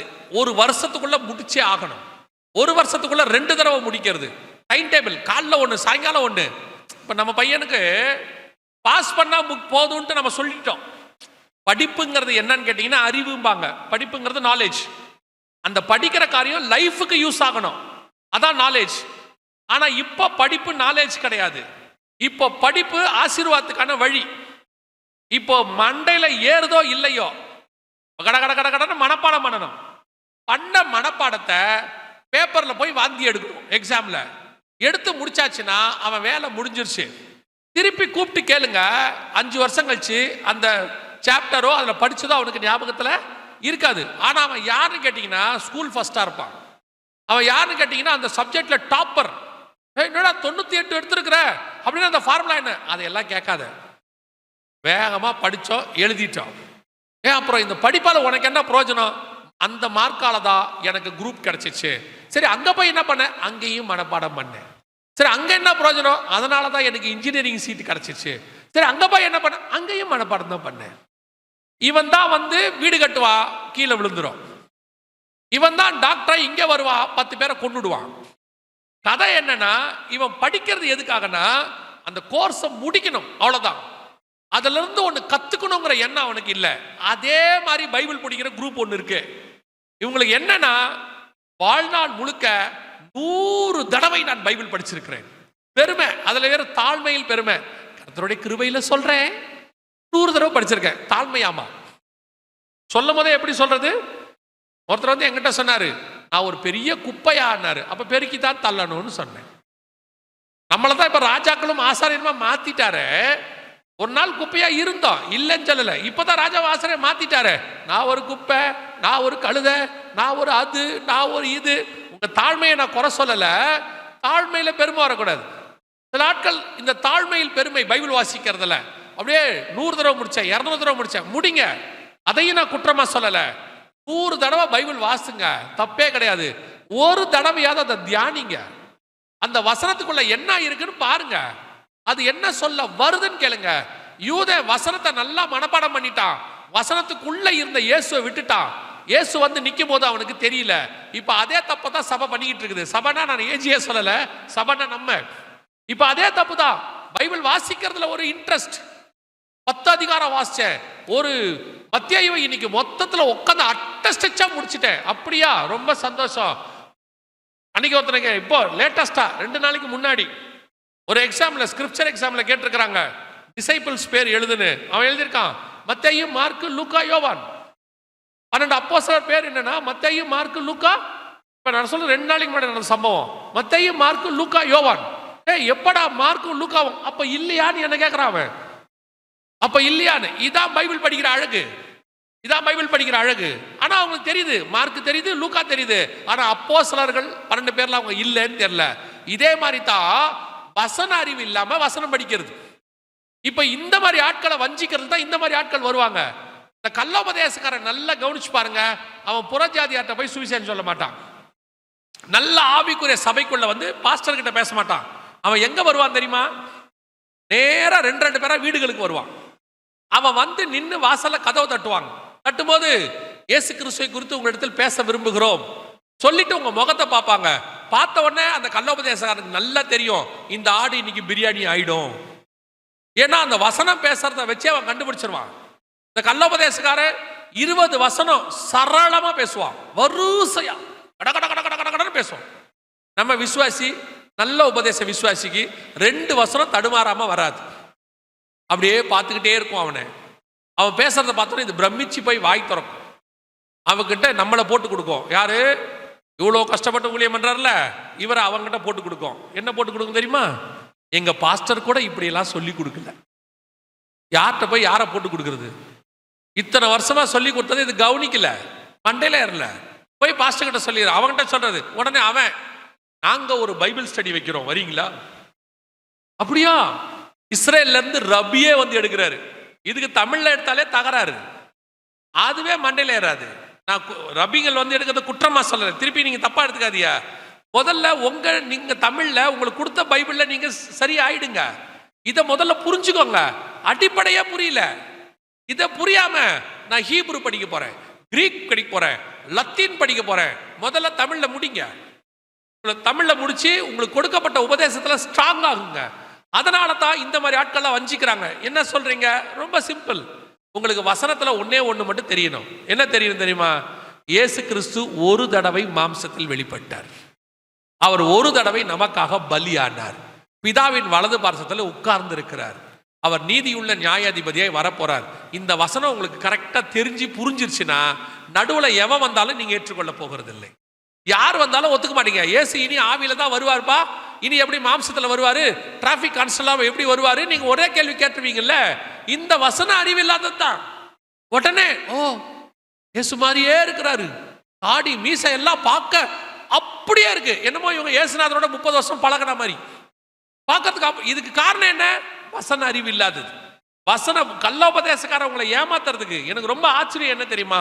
இந்த கள்ளோபதேசக்காரன் நல்லா பைபிள் படிக்கிறான், நல்ல உபதேசக்காரன் பைபிளே படிக்க மாட்டேங்கிறான், பைபிள் வாசிக்கிறதே கிடையாது. ஆனா கள்ளோபதேசக்காரன் டெய்லி பைபிள் வாசிக்கிறான், வந்து அடிச்சு விடுறான். பார்த்தா நம்ம விசுவாசி ஒண்ணு முழிக்குது. நமக்கே ஆச்சரியமா இருக்கு. 20 வருஷமா சர்ச்சில் உட்கார்ந்துருக்கிய, என்ன படிச்சிய, என்ன சொல்லி கொடுத்து ஏறிச்சு, ஒன்னும் ஏற மாட்டேங்குது. திடீர்னு ஒருத்த வந்து என்னமோ சொல்றான். அதான் 2 கொரிந்தியர்ல பவுல் சொல்றாரு, நாங்கள் சொல்லாத இந்த உபதேசத்தை, நாங்கள் சொல்லாத இன்னொரு சுவிசேஷத்தை வேற ஒருத்த வந்து சொல்லும் போது நீங்கள் ஏற்றுக்கொள்ளுகிறீர்களே, வஞ்சிக்கப்படுகிறீர்களே. எவ்வளவு காரியங்கள் சபை சொல்லுது சுவிசேஷத்துக்கு. உங்க பாஸ்டருக்கு வந்து மதுராங்கத்தில் இருக்கிற மொத்த கிராமத்திலையும் சபை வரணும்னு ஒரு ஆசை இருக்குது. அவர் நான் அப்ப பார்த்ததுல இருந்து அந்த தரிசனத்தை சொல்லிட்டே இருக்காரு. ஒரு பக்கம் சுவிசேஷம், இன்னொரு பக்கம் ரொம்ப முக்கியம் என்ன தெரியுமா? இருக்கிற ஆடு காணாமல் போனோம், இது பத்திரமா இருக்கணும். காணாமல் போயிருச்சுன்னா கஷ்டம். அவர் உள்ள சேர்த்துக்கிட்டே இருக்காரு, நீங்க வெளியே போகாம இருக்கணும்ல. இங்க ஒரு பக்கம் ஓநாய் வந்து இழுத்துக்கிட்டு போகுது. அதுவும் இந்த காலத்துல நூதனமான நாலேஜ், அதாவது அறிவு பெருக்கத்தின் காலம். வசனத்திலையும் அறிவு பெருக்கம் வந்துருச்சு. அதனால ஒரு குரூப் வந்து இஷ்டத்துக்கு போதிக்குது, உங்களுக்கு தெரியவும் மாட்டேங்குது. விசுவாசிக்கிட்ட இப்ப என்ன பிரச்சனைனா, எது நல்ல உபதேசம் எது கள்ள உபதேசம்னு தெரியல. முந்தியாவது கொரோனாவுக்கு முன்னாடியாவது ஒரு கள்ள உபதேசம் சர்ச்சுக்குள்ள வரணும்னா ஒண்ணு இங்க வந்து யாராவது பேசணும் சர்ச்சுக்குள்ள, இல்லைன்னா உங்க வீட்டுக்கு வரணும். இது தவிர வேற வழி இல்லை. ஆனா இப்ப அப்படி இல்லை. செல்போன் வழியா வந்துருது, பேஸ்புக் வழியா வருது, இன்ஸ்டாகிராம் வழியா வருது, நீங்க பாக்குற டிவி வழியா வருது. இதுல எது நல்ல உபதேசம் எது கள்ள உபதேசம் உங்களுக்கு தெரியுமா? கண்டுபிடிக்க முடியுமா? ஒரு வசனம் இருக்கு, வாசிங்க. வெளிப்படுத்தின விசேஷம் 13ஆம் அதிகாரம் 11வது வசனத்தை வாசிங்க. வெளிப்படுத்தல் 13:11 வாசிங்க. பின்பு வேறொரு மிருகம் பூமியிலிருந்து எழும்ப கண்டேன். அது ஒரு ஆட்டுக்குட்டிக்கும் ஒப்பாக 2 கொம்புகளை உடையதா இருந்து வலு சர்ப்பத்தை போல பேசினது. வலு சர்ப்பத்தை போல பேசினது பார்க்கிறதுக்கு எப்படி இருக்குது? ஆட்டுக்குட்டியை போல 2 கொம்புகளை உடையது. ஆட்டுக்குட்டினா நம்ம எல்லாருக்கும் தெரியும், இயேசு கிறிஸ்து, விசுவாசிகள். என்ன ஆடுகள், ஆட்டுக்குட்டிகள், விசுவாசி. பார்க்கறதுக்கு இயேசு கிறிஸ்து மாதிரி, ஊழியக்கார மாதிரி, விசுவாசி மாதிரி, கிறிஸ்தவர்கள் மாதிரி இருக்கும். ஆனா பேசும்போது எப்படி பேசுச்சா? வலு சர்ப்பத்தை போல. அப்ப உள்ள யார் இருக்கா? பிசாஸ். இருதயத்தின் நிறைவினால் வாய் பேசு. அப்போ பார்க்கறதுக்கு ஊழியக்கார மாதிரியே இருக்கா, பார்க்கறதுக்கு விசுவாசி மாதிரியே இருக்கு. ஆனா பேசுறத வச்சுதான் நீ கண்டுபிடிக்க முடியும் அது சரியான உபதேசத்துல இருக்குதா இல்ல பிசாசின் உபதேசத்துல இருக்குதான்னு. இதுவும் இந்த கடைசி 10 வருஷம் இருக்குல்ல, சபை துணிகரமான காரியங்களை துணிந்து பேசுகிற இடத்துக்கு வந்துருச்சு.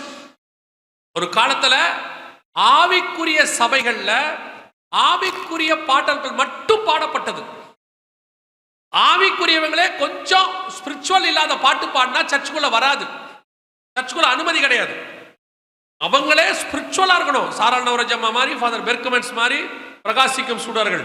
நாங்க 1 and 2 எல்லாம் போட்டி போட்டு கேட்டது. பிரகாசிக்கும் சுடர்கள் நாங்கள்னு ஒரு பாட்டு இருக்குது. இந்த மட்டும் காத்த எபினேசரே, எங்களுக்குலாம் அந்த பாட்டு அப்போ அவ்வளோ.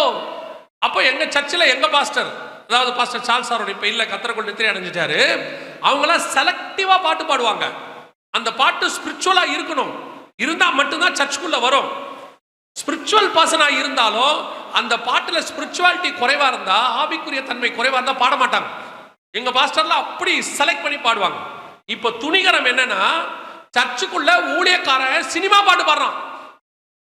முந்தி சினிமா பாட்டு மாதிரி பாடினான், இப்ப சினிமா பாட்டையே பாடுறான். யாரு இவன்? வேற யாரும் இல்ல, பார்க்கத்துக்கு ஆட்டுக்குட்டியை போல இருப்பா, உள்ள இருந்து வர்றதெல்லாம் சர்ப்பம், வலு சர்ப்பம். நீங்க அதை ஆட்டுக்குட்டின்னு நினைச்சுக்கோங்க, அது உங்களுடைய தப்பு. ஆனா பைபிள் தெளிவா சொல்லுது, கடைசி காலத்தில் பூமியிலிருந்து ஒரு மிருகம் எழுப்பி வரும், அது பார்க்கறதுக்கு ஆட்டுக்குட்டியை போல இருக்கும், ஆனா உள்ள இருந்து வர்றது பிசாசின் காரியமாக இருக்கும். இன்னைக்கு அது உபதேசத்திலும் இருக்கு, பாட்டுல இருக்கு, ஆராதனையில இருக்கு, தீர்க்க தரிசனத்துல இருக்கு. நிக்கிறது என்னமோ பார்க்கறதுக்கு ஊழியக்காரன் தான், ஆனா உள்ள இருந்து வரக்கூடியதெல்லாம் பிசாசின் காரியங்கள். அந்த உணர்வு உங்களுக்கு வரணும், உங்களுக்கு தெரியணுமே. தெரியுதா? கண்டுபிடிக்க முடியுதா? இப்போ யோவான் ஸ்நானகிட்ட எல்லா ஜனங்களும் ஞானஸ்நானம் எடுக்க வராங்க. வரும்போது யோவான் ஸ்நானகன் சொல்றாரு, விரியன் பாம்பு குட்டிகளே. ஆனா நடுவுல இயேசுவும் வராரு ஞானஸ்நானம் எடுக்க. இயேசு கிறிஸ்து வரும்போது இயேசு ஒன்றும் ஒரு ஸ்பெஷல் பாடி கார்டோட வரல, இல்ல ஒரு ஸ்பெஷல் அப்பீரியன்ஸ் கொடுக்கல. அவர் எப்படி வராருன்னு பாத்தீங்கன்னா, எல்லாரோடையும் ஒன்னா வராரு. நாசரேத்துல இருந்து நடந்து வராரு, வந்து நேர கும்பலோட கும்பலா வராரு. ஆனா இத்தனை பேரையும் பாம்பு குட்டியா பார்த்த யோவான் ஸ்நானகன் இயேசுவை பார்த்த உடனே சொல்றாரு, இதோ உலகத்தின் பாவத்தை சுமந்து தீர்க்கிற தேவாட்டுக்குட்டி. எது பாம்பு குட்டி, எது ஆட்டுக்குட்டின்னு கண்டுபிடிச்சாரு பாருங்க. அதுதான் இருக்கிறதே ரொம்ப முக்கியம். இன்னைக்கு உங்களால எது பாம்பு குட்டி எது ஆட்டுக்குட்டின்னு கண்டுபிடிக்க முடியுமா? உங்களை பொறுத்த வரைக்கும் யார் பைபிளை தூக்கிட்டு வீட்டுக்கு வந்தாலும் ஆட்டுக்குட்டி தான். அதுவும் பாஸ்டருக்கு தெரியாம வந்தா நல்ல ஆட்டுக்குட்டி. என்ன இப்படி சொல்றேன்னு கேக்குறீங்களா? இந்த பாஸ்டருக்கு தெரியாம ஒரு தீர்க்கதரிசியா வருவாங்கல்ல, உங்களுக்கு அவங்கள கண்டா அவ்வளவு சந்தோஷமா இருக்குது. அதுவும் இந்த ஜனவரி மாசம் வந்துருச்சுன்னா உங்களுக்கு சொல்லவே வேண்டாம். நீங்களும் அப்படித்தான், அவங்களும் அப்படித்தான். எப்படி நீங்களும் அப்படித்தான் அவங்களும் அப்படித்தான் எப்படின்னு கேக்குறீங்களா? உங்களுக்கு இந்த 1ஆம் தேதி வந்துட்டா இந்த வாக்குத்தத்த ஆவியும் கேலண்டர் ஆவியும் பிடிச்சி ஆட்டும். அது ஏன் பிடிச்சி ஆட்டுதுன்னு தெரிய மாட்டேங்குது. ஒன்று தான் சர்ச்சில் உங்களுக்கு ஒரு கேலண்டர் கொடுப்பாங்க, இல்லை ஒரு வாக்குத்தத்த அட்டை ஒன்று கொடுப்பாங்க. பத்தாததுக்கு போகிற கடையிலெல்லாம் கேட்கறது, சரவணா ஸ்டோர்ஸ்லேருந்து கேலண்டர் இருக்கா, கேலண்டர் இருக்கா. அப்புறம் இந்த வீட்டுக்கு பேப்பர் வரும், தினத்தந்தி, கேலண்டர் வந்துருச்சா. அது பத்தாததுக்கு உங்கள் வீட்டுக்கு இந்த வாக்கு தத்தத்தை கேலண்டரையும் தூக்கிட்டு விசிட்டிங் பாஸ்டர்ஸ் கொஞ்சம் பேர் வருவாங்க. அதுதான் உங்கள் பாஸ்டருக்கு தெரியாமல் வர்றது. அவங்க வந்து என்ன பண்ணுவாங்க, ஜனவரி மாதம் முதல் வாரங்கள் 2ஆம் வாரங்கள்ல கேலண்டரோட வந்துட்டு சந்திச்சுட்டு உங்களுக்கு ஒரு தீர்க்க தரிசனத்தை வச்சுட்டு, இந்த வருஷம் அப்படி இருக்கும், இந்த வருஷம் இப்படி இருக்கும். நீங்க இருக்கீங்க பாருங்க, எத்தனை பேர் சொன்னாலும் காது கொடுத்து ஆசீர்வாதம் கேட்டுக்கிட்டே இருப்பீங்க. அப்படியே ஜனவரி மாதம் போய் பாருங்க, வீடை சுற்றி கேலண்டரா தொங்கும். நம்ம என்ன நினைப்போம் தெரியுமா, வசனத்து மேல என்ன வாஞ்ச, எத்தனை கேலண்டர் தொங்குது. பாஸ்டர் பிப்ரவரி மாசம் இல்ல மார்ச் மாசம் வந்தாருன்னா அந்த கேலண்டர் மாறியே இருக்காது, ஜனவரியிலேயே தொங்கும். அப்புறம் சொல்லுவாங்க, பாஸ் சொல்லுவாங்க, அந்த கேலண்டரை கொஞ்சம் மாத்துங்க. எத்தனை பேர் வீட்டில் டிசம்பர் வரைக்கும் ஜனவரியே தொங்குது தெரியுமா? ஆனா உங்களுக்கு வாக்குத்தத்த கேலண்டர்னா இதை யூஸ் பண்ணிக்கிட்டு நிறைய பாம்பு குட்டி வருது, உங்க வீடுகளுக்கு வருது, கல்லோபதேசம் எல்லாம் வந்து அவன் ஒரு உபதேசத்தை அடிச்சு விடுறான். உங்களுக்கா எது கள்ள உபதேசம் நல்ல உபதேசம் தெரிய மாட்டேங்குது. உங்களை பொறுத்த வரைக்கும் நீ வாலாகாமல் தலையாவாய். சூப்பர் ஊழியர் அவர் வந்தார்னா 4 வார்த்தை நல்லா பேசுவாரு. எம்டி ஜெகன் அந்த ஆள் வேண்டாம், ஒரு நாளாவது நல்லா பேசுறானா, ஒண்ணு உலகம் அழியுதுங்கிறான், இல்ல இயேசுநாதர் வராருங்கிறான், இல்லைன்னா வைரஸ் வருங்கிறான். ஆமா தானே? அவர் தான் ஏதோ வாங்க வாங்கன்றாரு, பாதி பேர் வராதங்கிறான். அதுவும் 1ஆம் தேதியெல்லாம் எனக்கு மீட்டிங்கே இருக்காது. நான்லாம் வந்து ஒமிட்டட் பர்சன். ஜனவரி 1, டிசம்பர் 25, இந்த ஏப்ரல் மாதம் ஈஸ்டர்னு ஒன்று வரும், அதுக்கெல்லாம் என்னை வந்து பிளாக் பண்ணிடுவாங்க. ஏன்? அன்னைக்கு உங்களுக்கு பண்டிகை நாட்கள். என்ன என்னால கூப்பிட்டோம்னா 1ஆம் தேதி காலையில் ஜனவரி மாதம் கூப்பிட்டீங்கன்னா இதோ அந்தி கிறிஸ்து வருகிறார். 1ஆம் தேதியே வேடாம். அதனால உங்களுக்கு இப்ப இந்த மாதிரி பிடிக்காது, அது ஒன்றும் கவலை இல்லை. நான் சும்மா விளையாட்டுக்கு சொல்றேன். எதுக்கு சொல்றேன், பல நேரங்களில் இந்த மாதிரி காது கிணிய பேசுற ஆட்கள் வரும்போது உங்களுக்கு ஒரே சந்தோஷம். அந்த பிரதர் வந்தாருன்னா நல்லா சொல்லுவாரு. அவர் வந்து சொல்லிட்டு போயிடுறாரு, இந்த வருஷம் சிஸ்டர் நீங்க ரொம்ப நாளா ஜெபம் பண்ணிட்டு இருக்கீங்களே, கர்த்தர் அதை செய்ய போறாரு. என்ன ரொம்ப நாளா ஜெபம் பண்றீங்க? மாமியார் சாவணும்னு ஜெபம் பண்ணிருப்பீங்க. வேற என்ன ரொம்ப நாளா ஜெபம் பண்ண போறீங்க? அந்த வாக்குத்தத்தத்தை வச்சுக்கிட்டு ஜனவரியில இருந்து ஜெபம் பண்றது. அவர் சொல்லியிருக்காரு, வரவங்கட்டெல்லாம் சொல்றது கர்த்தர் வாக்கு பண்ணியிருக்கிறார். என்ன வாக்கு பண்ணியிருக்காரு? அது சொன்னா நடக்காது, நடந்த பிறகு சொல்றேன். என்ன வாக்கு பண்ணியிருக்காரு? இந்த வருஷம் கர்த்தர் என் வேண்டுதல்ல 25 வருஷமாச்சு கல்யாணம் ஆகி, இன்னும் கர்த்தர் எனக்கு அது செய்யவே இல்லை. அது வந்த நாள்லயே தெரிஞ்சிருச்சு மாமியார் போகணும்னு. எதுக்கு சொல்றேன்? இந்த மாதிரி ஆட்கள் தான் உங்களுக்கு, இந்த பாம்பு குட்டி தான் உங்களுக்கு நல்ல குட்டியா தெரியுது. இது உங்களுக்கு இந்த ஆட்டுக்குட்டி இருக்குல்ல, இயேசு கிறிஸ்து, அவரை கூப்பிட்டு பாருங்க. அவர் என்ன சொல்லுவார் தெரியுமா? முகதாட்சியம் இல்லாமல் பேசுவார். நீங்க யோவான் ஸ்நானகனை கூப்பிடுங்க, அவன் சொல்லுவான், விரியன் பாம்பு குட்டிகளே, நல்ல கனி கொடாத மரங்கள்லாம் வெட்டுண்டு அக்கினியில் போடப்படும். உங்களுக்கு அவனை பிடிக்காது. இயேசுநாதரை கூப்பிட்டு அவர் சொல்வாரு, வெள்ளடிக்கப்பட்ட கல்லறைய, அவரையும் பிடிக்காது. இப்ப உங்களுக்கு யாரை பிடிக்கும்? உங்களுக்கு இந்த மாதிரி ஆட்கள் தான் பிடிக்கும். விசுவாசிகளுக்கு நான் சொல்லுகிறேன், கடைசி நாட்களில் வேதம் தெளிவாய் சொல்லுகிறது, பக்க வழியாய் நுழைகிற இயேசுவின் நாமத்தை தரித்து கொண்டு வருகிற இப்படிப்பட்ட ஆட்களுக்கு எச்சரிக்கையாயிருங்கள். இல்லைன்னா கஷ்டம், ஏமாற்றப்படுவீர்கள், வஞ்சிக்கப்படுவீர்கள். இருக்கிறதுலேயே ரொம்ப டேஞ்சரான வஞ்சித்தல் என்ன தெரியுமா? உபதேசத்தில் விழுவது. எங்க பாஸ்டர் அடிக்கடி சொல்லுவாங்க, எதில் விழுந்தவனையும் தூக்கலாம், உபதேசத்திலையும் பணத்திலையும் விழுந்தவனும் தூக்க முடியாதும்பாங்க. ரொம்ப டேஞ்சர் இந்த ரெண்டு. ஒன்னு பணம், இன்னொன்னு உபதேசம். உபதேசத்துல ரொம்ப கேர்ஃபுல்லா இருங்க. உங்களுக்கு ஒரு நல்ல சர்ச் இருக்கு, நல்ல ஊழியக்காரர் ஆண்டவர் கொடுத்திருக்கிறாரு, உபதேசம் கொடுக்குறாங்க, அப்படியே ஃபாலோ பண்ணுங்க, போதும். இது கொண்டு போய் உங்களை பரலோகத்துல என்ன செஞ்சிடும்? சேர்த்து விடும். ரெண்டாவது, அடுத்து வஞ்சிக்கிற காரியத்தை, இதுக்கு ஒத்த இன்னொரு காரியத்தை ஆண்டவர் சொல்றாரு, வஞ்சியாதபடிக்கு எச்சரிக்கையா இருங்கள்னு. 24ஆம் அதிகாரம், மத்திய எழுதின சுவிசேஷம் 24ஆம் அதிகாரம் 24 வாசிங்க. ஏனெனில் கள்ள கிறிஸ்துகளும் கள்ள தீர்க்கதரிசிகளும் எழும்பி கூடுமானால் தெரிந்து கொள்ளப்பட்டவர்களையும் வஞ்சிக்கத்தக்கதாக பெரிய அடையாளங்களையும் அற்புதங்களையும் செய்வார்கள். இது அடுத்து இதோட கூட இணைந்து செய்யற இன்னொரு காரியம். அது என்னன்னு கேட்டீங்கன்னா, கள்ள கிறிஸ்துகளும் கள்ள தீர்க்கதரிசிகளும் எழும்பி கூடுமானால் தெரிந்து கொள்ளப்பட்டவர்களையும் வஞ்சிக்கத்தக்கதாக பெரிய அற்புதங்களையும் அடையாளங்களையும் செய்வார்கள். விசுவாசி வஞ்சிக்கப்படுற ரெண்டாவது மிக முக்கியமான காரியம் என்னன்னு கேட்டீங்கன்னா, இந்த அற்புத அடையாளம். இதான் இருக்கிறதுலே டேஞ்சர். அடுத்த டேஞ்சர் வர்றது யாரு? கள்ள தீர்க்கதரிசி, கள்ள கிறிஸ்து. இன்னைக்கு இந்த வஞ்சிக்கிற காரியம் ரொம்ப அதிகமா போயிட்டு இருக்கு. அதுக்கு வஞ்சிக்கப்படுவதற்கு என்ன காரணம் அப்படின்னு கேட்டா, ஃபர்ஸ்ட் உள்ளது வசன அறிவு இல்லாததுன்னு பார்த்தோம். ரெண்டாவது அற்புத அடையாளம். அப்ப அற்புத அடையாளமே கிடையாதா? அற்புத அடையாளங்கள்லாம் நடக்காதா அப்படின்னு கேட்டீங்கன்னா, நிச்சயம் உண்டு. அற்புத அடையாளங்கள் உண்டுன்னு இயேசு சொல்றாரு. என் நாமத்தினாலே பிசாசுகளை துரத்துவீர்கள், என் நாமத்தினாலே வியாதியஸ்தர்களை சுகமாக்குவீர்கள். அடையாளங்கள்ல 9 வகையான வரங்கள்ல குணமாக்குற வரம் இருக்கு, அற்புதங்கள் செய்கிற வரம் இருக்கு. அற்புதம் இல்லைன்னு நான் சொல்லவே இல்லை. ஆனால் அற்புதம் செய்கிறவர் யார் என்பதுதான் முக்கியம். அற்புதம் செய்யறது யாருங்கிறதா முக்கியம். இப்போ அற்புதம் செய்யறத கள்ள தீர்க்கதரிசியா கள்ள கிறிஸ்துவான்னு நீங்க தெரிஞ்சுக்கணும். நல்ல ஊழியக்காரங்களும் அற்புதம் செய்வாங்க, நல்ல ஊழியக்காரங்களும் தீர்க்க தரிசனம் உரைப்பாங்க. அதனாலதான் தெசலோனிக்கருக்கு எழுதும் போது பவுல் தெளிவா சொல்றாரு, தீர்க்க தரிசனத்தை ஆராய்ந்து பார்த்து நலமானதை பிடித்துக் கொள்ளுங்கள். அதோட அர்த்தம் என்னன்னா, புலமானதும் வரும்னு அர்த்தம்.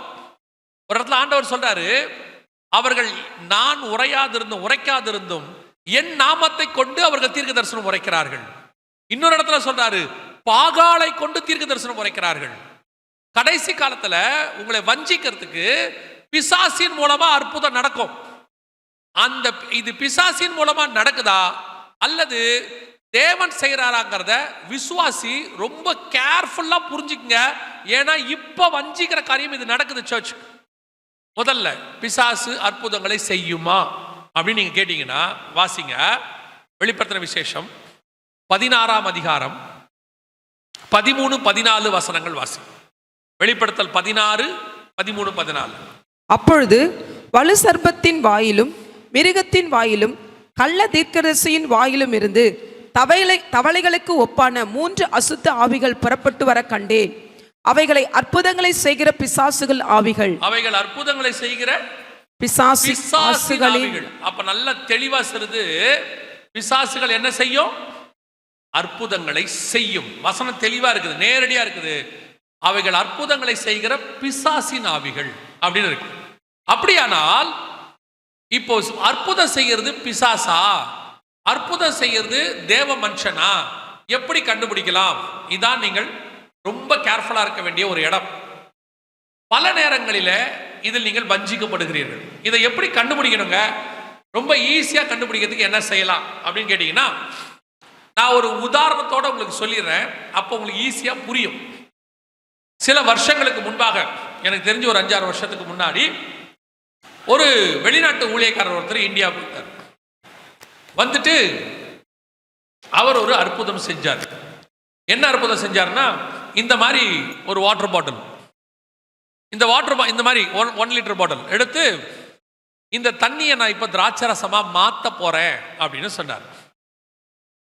அடுத்து அவர் ஜெபம் பண்ணாரு. தண்ணி திராட்சரசமா மாறிடுச்சுன்னு அவர் சொன்னாரு. அவர் தான் சொன்னாரு, மாறிடுச்சுன்னு எனக்கு தெரியாது, அவர் சொன்னார். அடுத்து ஒருத்தரை கூப்பிட்டு குடிக்க சொன்னாரு, இதை குடிச்சு பாருங்கன்னாரு. அவரும் குடிச்சிட்டு சொன்னாரு, தண்ணி திராட்சரசமா மாறிடுச்சு, வெரி டேஸ்ட் அப்படின்னாரு. சரி, நான் ரெண்டுத்தையும் ஒத்துக்கிறேன். வந்த ஆள் யாருன்னு எனக்கு தெரியாது, ஒருவேளை அவங்களுக்கு தெரிஞ்சவங்களான்னு எனக்கு தெரியாது. நான் ஆனா ஒத்துக்கிறேன், ரெண்டையும் ஒத்துக்கிறேன். இப்ப தண்ணி திராட்சரசமா மாறினதாவே இருக்கட்டும், அது கலர்லாம் மாறல, இருக்கட்டும். ரெண்டாவது, வந்து கொடுத்தவருடைய சாட்சியை நான் ஒத்துக்கிறேன், தண்ணி திராட்சரசமாவே மாறிடுச்சு, மாற்று கருத்தே எனக்கு இல்லை. ஆனா இப்ப கேள்வி என்னன்னா, இவர் இந்த தண்ணியை ஏன் திராட்சரசமாய் மாற்றினார்? தண்ணியை அன்னைக்கு அவர் திராட்சரசமா மாத்தினதுக்கான காரணம் என்ன? இயேசு கிறிஸ்து கானாவூர்ல தண்ணியை திராட்சரசமாய் மாற்றினார். இயேசு ஏன் மாற்றினார்? அன்னைக்கு தேவை ஏற்பட்டது, இயேசு அதை தண்ணீரை திராட்சரசமாய் மாற்றினார். இவர் ஏன் மாத்தினார்? அன்னைக்கு தேவை ஒண்ணுமில்ல, எங்கிட்ட இந்த வல்லமை இருக்குன்னு காட்டுறார். அவ்வளவுதான் விஷயமே. இயேசு கிறிஸ்து ஒவ்வொரு அற்புதத்தை செய்து முடிக்கும் போதும் பாருங்க, வசனம் தெளிவா இருக்கும், ஜனங்கள் தேவனை மகிமைப்படுத்தினார்கள் இருக்கும். ஏன் அப்படி இருக்குன்னா, நமக்கு தான் இயேசு தேவன். அன்னைக்கு அவங்களுக்கு அவர் தீர்க்கதரிசியாகப்பட்டார். அவங்களுக்கு தீர்க்கதரிசியா பார்த்தாங்க. சிலர் எரேமியா என்றும், சிலர் யோவான் ஸ்நானகன் என்றும், சிலர் உம்மை தீர்க்கதரிசி என்றும் சொல்லுகிறார்கள். அப்போ ஒரு தீர்க்கதரிசி அற்புதம் செய்தா, அன்னைக்கு உள்ள யூதர்கள், அன்னைக்கு உள்ளவங்கள என்ன பண்றாங்க?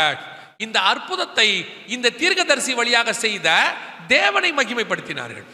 அப்ப அற்புத அடையாளம் செய்யப்படும் போது அது தேவனை மகிமைப்படுத்துவதாக, தேவனை உயர்த்துவதாக இருக்க வேண்டுமே ஒழிய, எவன் ஒருவன் தன் ஊழியத்திற்காக, தன் நாம மகிமைக்காக ஒரு அற்புத அடையாளத்தை செய்கிறானோ, அவன் தேவனால் அந்த அற்புதத்தை செய்யவில்லை, அது பிசாசினால் செய்யப்படுகிறது. அவ்வளவுதான் விஷயம். எல்லா அற்புத அடையாளமும் தேவனுக்கோட மகிமைக்கு மட்டும்தான். அவ்வளவுதான். அவர்கள் தேவன் பக்கம் திரும்புவதுக்கு தான் அற்புத அடையாளம். இன்னும் நீங்க மார்க் 16 போய் வாசிச்சு பாருங்க, 15-16 இருக்கு. வசனம் தெளிவா சொல்லுது, அவர் அற்புதங்களினாலும் அடையாளங்களினாலும் வேத வாக்கியத்தை உறுதிப்படுத்தினார். அவ்வளவுதான். அற்புத அடையாளம் எதுக்கு? வேத வாக்கியத்தை உறுதிப்படுத்துவதற்கு. அற்புத அடையாளம் எதுக்கு? தேவனை மகிமைப்படுத்துவதற்கு. இன்னைக்கு அற்புத அடையாளம் எதுக்கு செய்யப்படுது? அந்த ஊழியத்தின் வளர்ச்சிக்காக. அற்புத அடையாளம் எதுக்கு செய்யப்படுது? அந்த ஊழியக்காரருடைய பெயர் மகிமைக்காக. அவருக்கு அந்த வரத்தை கர்த்தர் தான் கொடுத்தார், மாற்று கருத்தே இல்லை. பயன்படுத்துவது யார்? அதான் கேள்வி. கர்த்தர் தான் என்ன பண்ணாரு? அந்த வரத்தை அவர் கொடுத்தாரு. ஆனா இப்ப அதை யூஸ் பண்றது யாரு? சவுலுக்கு ராஜ்யபாரத்தை கர்த்தர் தான் கொடுத்தார். ஆனால் உள்ளிருந்து ஆளுகை செய்தது பிசாசு. அவனுக்குள் பிசாசு இருந்துச்சுன்னு வேதம் சொல்லுது. இன்னைக்கு அதே காரியம் தான் நடக்குது. கர்த்தர் ஒரு சிலருக்கு டேலண்ட் கொடுக்கிறார், மியூசிக். சிலருக்கு டேலண்ட் கொடுக்கிறார், பாட்டு. சிலருக்கு ஊழியம் கொடுக்கிறார், வரம். ஆனால் அது கர்த்தரால் வந்ததுதான். பயன்படுத்துகிறது யார்? இன்னைக்கு விசுவாசிக்கு ஆரம்பிக்கும் போது, சவுல் ஆரம்பிக்கும் போது நல்ல ராஜா. சவுலுடைய ராஜ்யபாரத்தோட 2ஆம் வருஷத்துல தான் தப்பு ஆரம்பிக்கும். முதல் வருஷம் சூப்பர் ராஜாவை. யாராவது அவனை பேசினா கூட அவன் எப்படி இருப்பான் தெரியுமா? காது கேளாதவனை போல இருப்பான். யாராவது அவனை சொல்லுவாங்க, உன்னை ஒருத்தன் திட்டான், அவனை கொண்டு போடுன்னு அவன் சொல்லுவான், இன்று கர்த்தர் ரட்சிப்பை கட்டளையிட்டனால் இன்னைக்கு யாரையும் கொல்லக்கூடாதும்பான். அவ்வளோ நல்ல ராஜா. ஒரு ஊழியக்காரனை பார்க்கும்போது சவுல் சொல்லுவான், ஒரு ஊழியக்காரனை எப்படி வெறுங்கையா பார்க்க போறது, ஏதாவது எடுத்துட்டு போடுமேம்பான். அவ்வளவு நல்ல ராஜா. ஆனால் அவனுக்கு அதை பார்த்தா கர்த்தர் ராஜ்யபாரத்தை கொடுத்தார். ராஜ்யபாரம் இப்பொழுது பிசாசினால் பயன்படுத்தப்படுகிறது. அதே மாதிரிதான் ஊழியம் ஆரம்பிக்கும் போது அந்த ஊழியக்காரர்களுக்கு வரத்தை கொடுத்தது கர்த்தர். இன்னைக்கு பயன்படுத்துகிறது யார்? டேலண்ட், மியூசிக் வாசிக்கிறது, பாடுறது கொடுத்தது கர்த்தர், மாற்று கர்த்தே இல்ல. அதை இன்னைக்கு யூஸ் பண்றது யார்? அதுதான் கேள்வி. விசுவாசிகள் ஆரம்பத்தில் உள்ளதையே வச்சுக்கிட்டு ஓடுறீங்க. முடிவு பரியந்தம் நிலை நிற்கிறவனே ரட்சிக்கப்படுவான். ஆரம்பிக்கிறவரும் முடிக்கிறதும், விசுவாசத்தை துவக்கினவரும் அவரே தான் முடிக்கணும். நடுவில் இன்னைக்கு நிறைய ஊழியக்காரங்கிட்ட கர்த்தர் இல்லை, வரத்தை பிசாசு பயன்படுத்துறான். ஒரு இடத்துல சவுல் தீர்க்க தரிசனம் உரைத்தான வேதம் சொல்லுது. எல்லாரும் நினைச்சுக்கிட்டாங்களா சவுலும் தீர்க்க தரிசிகளில் ஒருத்தனோ? அதே தான் இன்னைக்கு கடைசி காலத்துல நிறைய ஊழியர்கள், நிறைய பேரை பிசாசு யூஸ் பண்ணுது. நீங்கள் இப்பொழுது அந்த வஞ்சிக்கிற காரியத்துல விழுந்து போகாமல் இருக்கணும். நீங்க எதுல விழுறீங்க தெரியுமா? அந்த வரத்தினால அதுல நடக்கிற அற்புத அடையாளத்தை பார்த்துட்டு நீங்கள் விழுகிறீர்கள். அப்புறம் ஒரு சிலர் கேட்கறாங்க, ஒரு ஊழியரே என்ன கேட்டார், ஏன்பா ஆனா ஆள் சரியில்லைப்பா, எப்படிப்பா கரெக்டா ப்ராஃபஸி சொல்றான்? அதான் உண்மை, நல்லா தெரிஞ்சுக்கொள்ளுங்க. வரங்கள் அது கர்த்தர் கொடுத்தது. அழைத்த அழைப்பும் கிருபா வரங்களும் மாறாதவைகள், அது கர்த்தர் கொடுத்தது. ஆனா பிசாசு யூஸ் பண்ண ஆரம்பிச்சிருச்சு. இப்போ கேரக்டர் பார்த்தா தப்பா இருக்குது, ஆனா ஊழியம் கரெக்டா நடக்குது, ஊழியம் பர்ஃபெக்டா போகுது. இப்போ நீங்க இப்படி எடுத்துக்கோங்க. இப்போ ஆண்டவர் மோசேயை பார்த்து கண்மலையை பார்த்து பேசுன்னு சொன்னாரு. மோசே கண்மலையை பார்த்து அடிச்சாரு. ஆனா தண்ணி வந்துச்சு, ஜனங்க குடிச்சாங்க, ஆடு மாடு குடிச்சிச்சு, மினிஸ்ட்ரி சக்சஸ் ஆயிடுச்சு, எல்லாரும் வீட்டுக்கு போயாச்சு. எல்லாரும் அன்னைக்கும் சொல்லியிருப்பாங்க, மோசே பெரிய ஆள்பா, தேவன்னா மலையை அடிக்கிறான் தண்ணி வருது, மோசேவுடைய கோல்ல வல்லமை இருக்குதுப்பா, மோசே பெரிய ஊழியக்காரன்பா, அன்னைக்கு செஞ்ச மாதிரியே இன்னைக்கும் அற்புதம் செஞ்சுட்டாப்பா, பாரு தண்ணி வந்துடுச்சு. ஆனா கர்த்தர் சொன்னாரு, நீங்கள் என் சத்துருக்களுக்கு முன்பாக என் நாமத்தை பரிசுத்த குலைச்சலாக்கினீர்கள். மினிஸ்ட்ரி சக்சஸ், ஊழியக்கார ஃபெயிலியர். இன்னைக்கு அதான் நடந்துட்டு இருக்குது. விசுவாசிகள் நீங்கள் அற்புதத்தை வைத்து, அடையாளங்களை வைத்து, தாளந்துகளை வைத்து ஊழியங்களையும் ஊழியக்காரனையும் நம்பிக்கொண்டிருக்கிறீர்கள். எதை வச்சு பார்க்கணும் தெரியுமா? அந்த மரத்தை கனிகளால் அறியலாம். அதை வச்சு தான் டிசைட் பண்ணணும். இன்னைக்கு வஞ்சிக்கிறான் நிறைய பேர் அற்புத அடையாளங்களை வச்சுக்கிட்டு. விசுவாசி நீங்க இருக்கீங்க பாருங்க, அற்புத அடையாளம்னா வண்டி கட்டிட்டு ஓடுறீங்க. சபையில பைபிள் ஸ்டடி வச்சா வரமாட்டேங்கிறீங்க. பைபிள் ஸ்டடிக்கு வச்சா வேலை இருக்கு பாஸ்டர், நீங்க ரொம்ப டயர்ட். இதுவே இப்படி வச்சு பாருங்க, ஒரு தீர்க்கதரிசி வெளிநாட்டிலிருந்து வருகிறார். உங்கள் வாழ்க்கையினுடைய நடந்த காரியங்கள், நடக்கிற காரியங்கள், நடக்க போகிற காரியங்கள் அத்தனையும் உங்களுக்கு அறிவிக்கிறார். கூட்டம் அல்ல மோதம், கல்யாண மண்டபம் ஃபுல் ஆயிடும், வரிசையில நிப்பிய. என் தலையில கை வைங்க, என் தலையில கை வைங்க. அதுவும் தலையில கை வச்ச உடனே என்னமோ பவர் ஹவுஸ்ல தலையை கொடுத்த மாதிரி ஆடுறது. என்னன்னு கேட்டா வல்லமை இறங்கிருச்சாமா. அப்ப உங்களுக்குள்ள இது வரைக்கும் இந்த ஆவியானவர் என்ன பண்ணிட்டு இருந்தாரு? இன்னைக்கு விசுவாசி எல்லாம் எப்படி இருக்கு? ஏதாவது ஊழியக்காரன் அதுவும் ஒவ்வொரு கூட்டம் முடிஞ்ச உடனே அது என்ன பழக்கம்னே தெரியல. உங்களுக்கு ஒரு சர்ச் இருக்கு, உங்களுக்கு ஒரு ஊழியக்காரர் இருக்காரு, அவர் உங்களை ஆசீர்வதிச்சு ஜெபம் பண்றாரு. இது பத்தாவதுக்கு இயேசுநாதரே உங்களை ஆசீர்வதிச்சிருக்கிறார், பரிசுத்தாவின் அபிஷேகத்தை பெற்றிருக்கிறீங்க. எந்த கூட்டத்துக்கு போனாலும் போய் தலையை கொடுக்குறீங்க. எதுக்கு கொடுப்பிய? அதுவும் என்னத்துக்கு கொடுப்பிய? அவர் கை வச்சார்னா ஒரு திருப்தி. அப்படியே ஒரு சிலர்லாம் ஜெபத்துக்கு நிக்கிறாங்க. பொதுவாக நாங்க ஜெபம் பண்றது இல்லை, ஏன்னா அவங்க கிட்ட ஜெப குறிப்பே இருக்காது. அவங்க டிஃபால்ட் கூட்டம் முடிஞ்ச உடனே கும்பலா வரணும். எந்த கூட்டம் முடிஞ்சாலும் அப்படியே ஓடி வரணும். என் ஆத்மாவே என்ன போதே ஒரு கூட்டம் நின்றோம். எதுக்கு ஜெபம் பண்ணணும்? நீங்க ஜெபம் பண்ணுங்க. இல்ல ஜெபம் பண்றேன், எதுக்கு ஜெபம் பண்ணணும்? நீங்க சும்மா ஜெபம் பண்ணுங்க ஃபர்ஸ்ட். சரி, நான் சும்மாவே ஜெபம் பண்றேன்னு வச்சுக்கோங்க. நம்ம ஜெபிக்கிறதுனுடைய அர்த்தம் என்னன்னா, நம்ம ஜெபம் பண்ற ஒரு விஷயத்துக்கு பரலோகம் என்ன செய்யுது? கேக்குது. ஜெபத்துக்கு பதில் கொடுக்கிறவர் என்ன பண்றாரு? பதில் கொடுக்கிறார். இப்ப நான் ஜெபம் பண்றேன்னு நினைச்ச உடனே ஆவியானவர் பார்க்கிறாரு. இப்ப இவங்க சொல்றாங்க, ஒண்ணு இல்ல சும்மா ஜெபம் பண்ணுங்க. இப்ப நானும் சும்மா ஜெபம் பண்றேன். ஆவியானவர் என்ன நினைப்பாரு?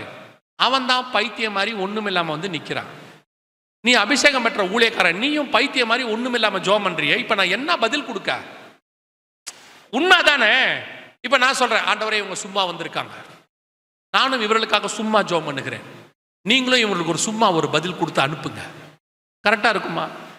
சில ஆட்கள்லாம் எதுக்கு வந்து நிக்கிறாங்கன்னு அவங்களுக்கும் தெரிய மாட்டேங்குது. ஜப குறிப்போட வந்தாங்கன்னா ஓகே தான், உடம்பு சரியில்லை, ஏதோ ஒரு பிரச்சனை, அது வேற. சும்மாவே வந்து இந்த தலையை கொடுத்தாதான் அவங்களுக்கு திருப்தி. இல்லைன்னா போகும்போது சொல்லிட்டே போறது, பாஸ்டர் கிட்ட பார்க்கவே முடியல, என்னவோ மாறி இருக்கு. அவரு 1ஆம் தேதி பார்த்தீங்கன்னா பாவமா இருக்கும். 31ஆம் தேதி நைட்டு 10 மணிக்கு ஆராதனை ஆரம்பிக்கும், அப்படித்தானே? காலைல எத்தனை மணிக்கு முடியும்?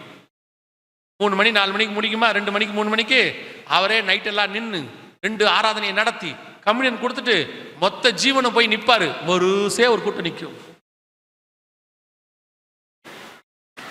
நீங்க சவுண்ட் இல்லாம சொல்லி பாருங்க, தலையில அடிச்சுக்கிற மாதிரியே இருக்கும். அவர் முடிச்சுட்டு வீட்டுக்கு போறதுக்கு 6 மணி ஆகுது. அவருக்கு பிள்ளைகளை ஆசீர்வதிக்கணுங்கிறது ஆசைதான். நான் இப்ப அவர் இப்ப இன்னொரு பிரச்சனையும் இருக்கு. என்ன பிரச்சனை தெரியுமா? பாஸ்டர் தான் சொல்லி கூட்டு வந்துட்டார் போல. இப்ப அவர் என்ன நினைப்பாருன்னா, டே நான் உன்னை கடைசி காலத்தை பத்தி தான் பேச சொன்னேன், நீ இருக்கிற கூட்டத்தையும் கலைச்சிருவ போல. இல்ல, நான் பார்க்கறத உங்களுக்கு சொல்றேன். சபை வந்து ஆவிக்குரிய வாழ்க்கையில என்ன செய்யணும்? வளரணும். இன்னும் நீங்க எப்படி இருக்கீங்க? காலத்தை பார்த்தால் போதர்களாக இருக்க வேண்டியவர்கள் இப்போ என்னவா இருக்கியா? குழந்தைகளை போல. இப்போ சொல்றேன், ஜப குறிப்பு இருக்கு, உங்க பாஸ்டர்ட்ட போய் ஜெபம் பண்ணுங்க, தப்பே கிடையாது. சும்மாவாது எதுக்காவது. இன்னும் ஒரு படி அடுத்து நான் உங்களுக்கு சொல்றேன், நீங்கள் அற்புத அடையாளங்களை பெறுகிறவர்கள் அல்ல, அற்புத அடையாளங்களை செய்கிறவர்கள். ஏன்னா பைபிள் தெளிவா சொல்லுது, விசுவாசிக்கிறவர்களால் நடக்கிற அடையாளங்கள் ஆவன. நீங்க எல்லாம் அற்புத அடையாளங்களை செய்ய வேண்டியவங்க. உங்களை கொண்டு கர்த்தர் பெரிய காரியங்களை செய்யணும். கேட்டு பாருங்க, நான் 10 வருஷம் விசுவாசி, நான் 20 வருஷம் விசுவாசி, நான் 30 வருஷம் விசுவாசி, ரைட்டு. என்ன ஆயிருக்கு ஆவிக்குரிய வளர்ச்சி? என்ன வளர்ச்சி? அதுல ஒரு பெருமை வேற. பாஸ்டர் முதல்ல மதுராந்தகத்துக்கு வரும்போது நான் தான் கூட நின்னேன். அவர் வளர்ந்து இன்னைக்கு பாஸ்டர் ஆகி பெரிய ஆயிட்டார்ல, நீங்க என்ன ஆனிய? 3 சேர் உடைச்சது மிச்சம். 10ஆவதுக்கு ரிசர்வ் பண்ணி ஒரு இடத்த வச்சிருப்பீங்க சர்ச்சில், இது ஏன் இடம், அங்கதான் உட்காந்து நான் செய்தி கேட்பேன். ஏன் வேற இடத்துல உட்காந்தா கேட்க மாட்டீங்களா? இன்னைக்கு ஒரு குரூப் இருக்கு, நீங்க 30 வருஷமா சர்ச்சுக்கு வர்றது எங்களுக்கு ரொம்ப சந்தோஷம். என்ன வளர்ந்துருக்கீங்க? 12 வருஷம் பையன் ஸ்கூலுக்கு போனா ஹையர் செகண்டரி முடிக்கணும், 4 வருஷம் காலேஜ், 3 வருஷம் 4 வருஷம் காலேஜுக்கு போனா அந்த டிகிரியை முடிச்சிருக்கணும். 30 வருஷம் வந்திருக்கிய, என்ன முடிச்சிய? என்ன வளர்ந்துருக்கீங்க? இன்னும் எங்கேயாவது ஒரு போஸ்டரை பார்த்த உடனே வண்டி பிடிச்சிட்டு ஓடுறது. தீர்க்க தரிசனம் உரைக்கிறாராமா? அன்னைக்கு ஒருத்தர் சொல்றாரு, ஐயா அவர் தீர்க்க தரிசனத்தை புட்டு புட்டு வைக்கிறாரியா அப்படின்னாரு. நான் சொன்னேன், அவர் கன்னியாகுமரிக்காரரா இருப்பார். ஏன் அப்படின்னாரு, அதனால தான் அவர் புட்டு புட்டு வைக்கிறார். நீங்க சென்னைக்காரரை கூப்பிடுங்க, இட்லியா வைப்பாரு. இப்ப ஜாய்சன் வந்துட்டு போனார்ல, நீங்க வேணா அவரை கேட்டு பாருங்க, புட்டு புட்டா வைப்பாரு. என்ன தீர்க்க தரிசனத்துக்கு ஓடுறிய? நல்லா தெரிஞ்சுக்கொள்ளுங்க, தீர்க்க தரிசனம் என்பது சபையின் பக்தி விருத்திக்கு ஏதுவாய் இருக்குன்னு எபேசியர் சொன்னது. உங்களுக்கு தீர்க்க தரிசனம் உரைக்கணும்னு கர்த்தர் முடிவு பண்ணா, உங்கள் சபையிலேயே கர்த்தர் பேசுவதற்கு வல்லமை உள்ளவராய் இருக்கிறார். நீங்க பைபிள் வாசிக்கும் போது கர்த்தர் பேசுவார், நீங்க ஜெபிக்கும் போது கர்த்தர் பேசுவார். இதை விட்டுட்டு தீர்க்கதரிசிகளுக்கு பின்னாடி ஓடாதிய. ஏன்னா வெளியே நிற்கிறது ஆட்டுக்குட்டியா பாம்பு குட்டியான்னு உங்களுக்கு தெரியாது. அவங்களுக்கு உங்களை பத்தின கவலையும் கிடையாது. அதுவும் தீர்க்கதரிசியை பார்க்க 10,000 ரூபாய் கட்டணுமா? இயேசுநாதரே ஃப்ரீயா தீர்க்கதரிசனம் சொல்லிட்டு போயிட்டாரு. எலியா ஃப்ரீயா தீர்க்கதரிசனம் சொல்லி போயிட்டாரு. எலிசா கிட்ட காசு கொடுத்தாலும் வாங்க மாட்டேன்ட்டு போயிட்டான் நாகமானு கிட்ட. இப்ப இருக்க தீர்க்கதரிசிலாம் காசு கட்டினா தான் பார்க்கவே முடியுங்கிறாங்க. நீங்களும் காசு கட்டி பார்க்குறீங்க. அப்ப எந்த அளவுக்கு ஆயிட்டீங்க பாருங்க. ஆவிக்குரிய உலகம் எப்படி ஆயிடுச்சு பாருங்க.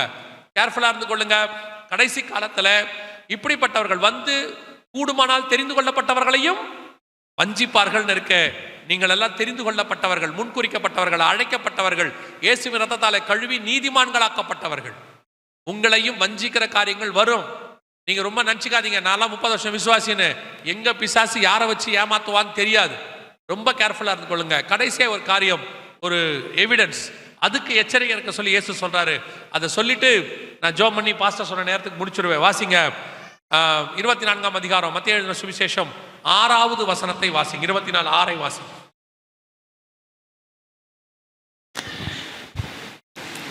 யுத்தங்களையும் யுத்தங்களின் செய்திகளையும் கேள்விப்படுவீர்கள். கலங்காதபடி எச்சரிக்கையாய் இருங்கள். இவைகள் எல்லாம் சம்பவிக்க வேண்டியதே, ஆனாலும் முடிவு உடனே வராது. நல்லா கவனிங்க.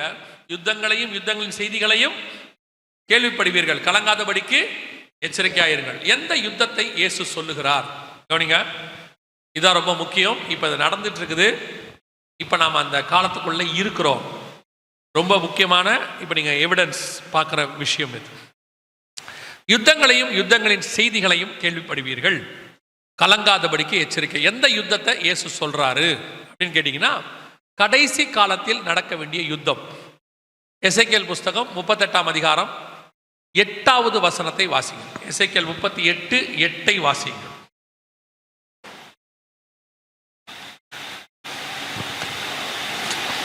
அநேக நாட்களுக்கு பிற்பாடு நீ விசாரிக்கப்படுவாய், பட்டயத்துக்கு நீங்களாகி சேர்த்து கொள்ளப்பட்டு வந்தவர்களின் தேசத்தின் கடைசி வருஷங்களிலே நீ வருவாய். இருக்கா அந்த வசனம்?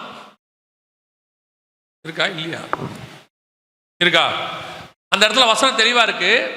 சேர்த்து கொள்ளப்பட்டு வந்தவர்களின் தேசத்தின் கடைசி வருஷங்களிலே நீ வருவாய். அப்ப இந்த யுத்தம் கடைசி வருஷத்துல நடக்கணும். இந்த யுத்தம் யார் யாருக்கு நடுவில் நடக்கணும்? யாருக்கு விரோதமாய் நீ வருவாய் அப்படின்னா 16வது வசனத்தை வாசிங்க. அதே 38:16. நீ தேசத்தை கார்மேகம் போல் மூட என் ஜனமாகிய இஸ்ரவேலுக்கு விரோதமாக எழும்பி வருவாய். ஜனமாகிய இஸ்ரவேலுக்கு, அப்ப வசனம் தெளிவா இருக்குது, இஸ்ரவேலுக்கு விரோதமாய் இந்த யுத்தம் வரும் அப்படின்னு இருக்கு. அப்ப இந்த வசனம் நிறைவேறது எப்போன்னு கேட்டீங்கன்னா, ஒரு 75 வருஷத்துக்கு முன்னாடி இந்த வசனம் நிறைவேறாது. ஏன்னா அப்போ இஸ்ரவேல் ஒரு நாடே இல்லை. 1948 தான் இஸ்ரவேல் வந்துச்சு. ஸோ இப்போ இந்த வசனம் நிறைவேற இடத்துக்கு நாம வந்திருக்கிறோம். என் ஜனமாகிய இஸ்ரவேலுக்கு விரோதமாய் நீ வருவாய். யார் வருவா? அடுத்த கேள்வி, யார் வருவா? 38:2 வாசிங்க. மனுபுத்திரனே, மேசேக் தூபால் ஜாதிகளின் தலைமையான அதிபதியாகிய மாகோகு தேசாத்தானான கோகுக்கு எதிராக நீ உன் முகத்தை திருப்பி. யாரை பத்தி சொல்லப்பட்டிருக்கு? மனுபுத்திரனே, மேசேக் தூபால் ஜாதிகளின் தலைமையான அதிபதியாகிய மாகோகு தேசத்தானாகிய கோகுக்கு எதிராக நீ உன் முகத்தை திருப்பி அப்படின்னு இருக்கு. இது யாரை பத்தி சொல்லப்பட்டிருக்கு அப்படின்னு நான் பேரை சொன்னேன்னா அது எப்படி நீங்க கேட்பீங்க? அதுக்கு முன்னாடி அவங்க எங்கிருந்து வராங்க, எந்த பக்கத்துல இருந்து வராங்கன்னு பைபிள் சொல்லுது. அதை பார்த்துருங்க. அதுக்கப்புறம் இது உங்களுக்கு கொஞ்சம் ஈஸியாக இருக்கும். 39:2 வாசி. 39:2. நான் உன்னை திருப்பி உன்னை 6 துறடுகளால் இழுத்து உன்னை வடபுறங்களிலிருந்து எழும்பவும். எங்கிருந்து? வடபுறங்களிலிருந்து எழும்பவும். இஸ்ரவேலுக்கு வடக்கு பக்கத்துல இருந்து. இப்போ நீங்க இங்க இருக்கா? நல்லா கவனிங்க. அதுல பாருங்க, கீழே ஒரு கோடு இருக்கு, அது மேல போயிருக்கு பாருங்க, அதான் வடக்கு பக்கம். இஸ்ரவேல்ல இருந்து நேரா ஒரு கோடு மேல போனா அது மாஸ்கோ அப்படிங்கிற இடத்துல போய் நிற்கும். அதான் மேசாக். துபால்னா ரஷ்யாவுடைய இன்னொரு பகுதி டுபால்ஸ்க். இவங்க இஸ்ரவேலுக்கு விரோதமாய் எழும்பி வர வேண்டும் அப்படின்னு இருக்கு. கடைசி நாட்களில் இது சம்பவிக்கணும். 2 இடத்துல இருக்கு. நீங்க வாசிச்ச 38:8-16 2 வசனத்துல இருக்கு. இந்த வசனம் கொடுக்கும் போது, எசேக்கியேலுக்கு கொடுக்கும் போது, ரஷ்யாங்கிற நாடு இல்லை, இஸ்ரவேல் அடிமைத்தனத்துல இருக்கு. இஸ்ரவேலுங்கிற நாடும் அப்ப இல்லை, அது அடிமைத்தனத்துக்குள்ள இருக்கு. இப்போ இஸ்ரவேலுங்கிற நாடு இருக்கு, ரஷ்யாங்கிற நாடும் இருக்கு. எசேக்கியேல் 38:2 தி சீஃப் பிரின்ஸ் ஆஃப் ரோஷ் அப்படின்னு ஆங்கிலத்தில் இருக்கும், தமிழ்ல மட்டும் இருக்காது. மலையாளத்தில் இருக்கும், ஹீப்ரூல இருக்கும், அப்புறம் மராத்தி பைபிள்ல இருக்கும். தி சீஃப் பிரின்ஸ் ஆஃப் ரோஷ் அப்படிங்கிற வார்த்தை இந்த மொழிகள்லாம் இருக்கும். தமிழ்ல மட்டும் அது டிரான்ஸ்லேட் ஆயிடுச்சு. அந்த ரோஷுங்கிறதா ரஷ்யா. எங்கிருந்து வரும்? வடபுறத்திலிருந்து வரணும். இப்போ இந்த யுத்தம் தான் ஸ்டார்ட் ஆயிருக்குது. நல்லா கவனிங்க. இஸ்ரேல் கொஞ்சம் கொஞ்சமா யுத்தத்தை பெருசாக்கிடுச்சு. 2023 அக்டோபர் 7ஆம் தேதி இந்த யுத்தம் ஆரம்பிச்சிச்சு. அப்படியே படிப்படியா வந்துச்சு. ஆரம்பிக்கும் போது அந்த யுத்தம் இஸ்ரேல் ஹமாஸ் பிரச்சனையை ஆரம்பிச்சு, அதை அடுத்து இஸ்ரேல் ஹிஸ்புல்லா லெபனானுக்கு போய் இப்ப சிரியாக்குள்ள போயிடுச்சு. மேல வடக்கு பக்கம் மேல போயிடுச்சு. சிரியாங்கிற இடத்துல, கோலன் ஹைட்ஸ்ங்கிற இடத்துல இப்ப இஸ்ரேல் இருக்கு. அதே சிரியால தான் ரஷ்யாவுடைய படைகளும் சிரியா அரசுக்கு ஆதரவாக இருந்துச்சு. இப்போ ரெண்டும் பக்கம் பக்கமா நெருக்கத்தில் இருக்கு. 40 கிலோமீட்டர் டிஸ்டன்ஸ்ல தான் இருக்கு. எப்ப வேணாலும் இந்த ரஷ்யா இஸ்ரேல் பிரச்சனை சண்டை அவங்க 2 பேரும் சண்டை போறது. ஆனா இந்த யுத்தம் ஆரம்பிச்சாச்சு. 3rd வேர்ல்டு வார் ரெடி ஆயிடுச்சு. ஸோ இப்போ இந்த யுத்தம் 3ஆம் உலக யுத்தமாக மாறும். அடுத்த 2025-26 எல்லாம் பஞ்சங்களும் இந்த யுத்தத்தினுடைய தான வெளிப்பாடுகளாக இருக்கும். மிகப்பெரிய யுத்தம் நடக்கும். உலகத்தினுடைய காரியங்களை தலைகீழாக மாற்றக்கூடியதாக இருக்கும். இதை நான் சொல்லிக்கிட்டு இருந்தோம், எங்களை பயமுறுத்துறார். நான் இப்ப எல்லாரும் சொல்றாங்க, அரசாங்கங்களே சொல்லிருச்சு. பின்லாந்து, ஸ்வீடன் அரசாங்கம், ஜெர்மனி எல்லாருமே தேர்ட் வேர்ல்டு வார் ஸ்டார்ட் ஆயிடுச்சு, சாப்பாடு 6 மாசத்துக்கு வாங்கி வச்சுக்கோங்க அவங்க மக்களுக்கு சொல்லிட்டாங்க. ஜெர்மனி பெரிய பெரிய பில்டிங்கை எல்லாம் பங்கர்ஸா யூஸ் பண்ண சொல்லி அனௌன்ஸ் பண்ணிட்டாங்க. இப்போ தேர்ட் வேர்ல்டு வார்க்கான மிக முக்கியமான இடத்தில் நாம் இருக்கிறோம். இந்த யுத்தம் தான் இயேசு சொன்ன யுத்தங்களையும் யுத்தங்களின் கடைசி காலத்தில் நடக்க வேண்டிய யுத்தம். குறிப்பா பர்டிகுலர் வேர்ட் நீங்க எசேக்கியேல் 38:8 என் ஜனமாகிய இஸ்ரவேலுக்கு விரோதமாய் வருவாய்னு நிறுத்துனீங்கல்ல, அந்த நிறுத்தின இடத்துல இருந்து வாசிங்க பார்ப்போம். நீ தேசத்தை கார்மேகம் போல் மூட என் ஜனமாகிய இஸ்ரவேலுக்கு விரோதமாய் வருவாய்.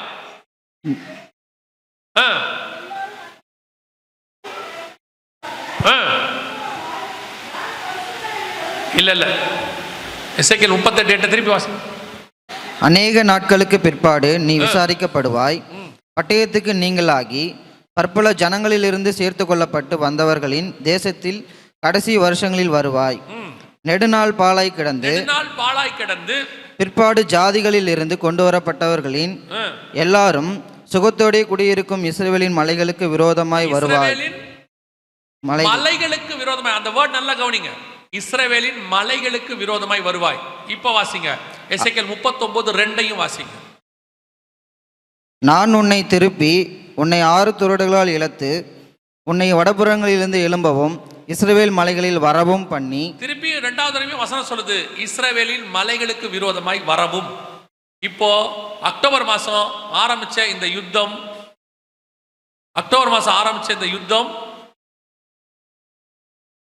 எங்க இருக்குன்னு கேட்டீங்கன்னா, அது பக்கத்திலே வைக்க வேண்டியதானே. கவனிங்க, இது இஸ்ரவேல் மலைகளுக்கு விரோதமாய் ஆரம்பித்த யுத்தம். இதுக்கு பேரு ஆபரேஷன் அல் அக்ஸா ஃப்ளட் அப்படின்னு கொடுத்துருக்காங்க பாருங்க. போன அக்டோபர் 7, 2023 இந்த அல் அக்ஸா ஃப்ளட்னா என்னன்னா, டெம்பிள் மவுண்ட் அப்படிங்கிறதான அந்த மலையில் இருக்கிற மாஸ்க் எங்களுக்கு வேணும்னு ஹமாஸ் யுத்தத்தை ஆரம்பிச்சாங்க. இந்த யுத்தம் ஆரம்பிச்ச இடம் மலை, மறந்துடக்கூடாது. இந்த யுத்தம் ஆரம்பிச்ச இடம் மலைகளுக்கு விரோதமாய் ஆரம்பிச்சிச்சு. இப்போ அந்த மலையும் இஸ்ரவேல் இன்னைக்கு போய் பிடிச்சிருக்கு, நேத்து இன்னைக்கும் கோலன் ஹைட்ஸ், அது ஒரு மலை சிரியால. இந்த 2 மலையையும் மீட்கணும்னு சிரியா கிளர்ச்சிக்காரங்க இப்ப சொல்லியிருக்கிறாங்க, நேத்து அனௌன்ஸ் பண்ணியிருக்கிறாங்க, நாங்க சிரியாவை பிடிச்சிருக்கிறோம், இப்ப எருசலேமில் வந்து இந்த இடத்தை நாங்க பிடிப்போம்னு அனௌன்ஸ் பண்ணியிருக்கிறாங்க. இதுக்கு ரஷ்யா உதவி செய்ய ஆரம்பிச்சு இது இஸ்ரேல் ரஷ்யா பிரச்சனையாக மாற போகுது. நல்லா கவனிச்சு கொள்ளுங்க. இப்ப கடைசி நாட்களில் மிக முக்கியமாக மலைகளுக்கு விரோதமான யுத்தம் ஸ்டார்ட் ஆயிடுச்சு. இதுவரைக்கும் நடந்தது எல்லாம் தேசத்துக்கான தலைநகருக்கான யுத்தம், இதான் மலைக்கான யுத்தம். எசேக்கியேல் 38:39 2 அதிகாரத்திலையும் 8வது வசனம் 2வது வசனம் மிக தெளிவாய் இருக்கு. ஆண்டவர் சொன்ன யுத்தமும் யுத்தங்களின் செய்திகளையும் கேட்க தொடங்கி விட்டீர்கள். 1 வருஷமா கேட்குறீங்க.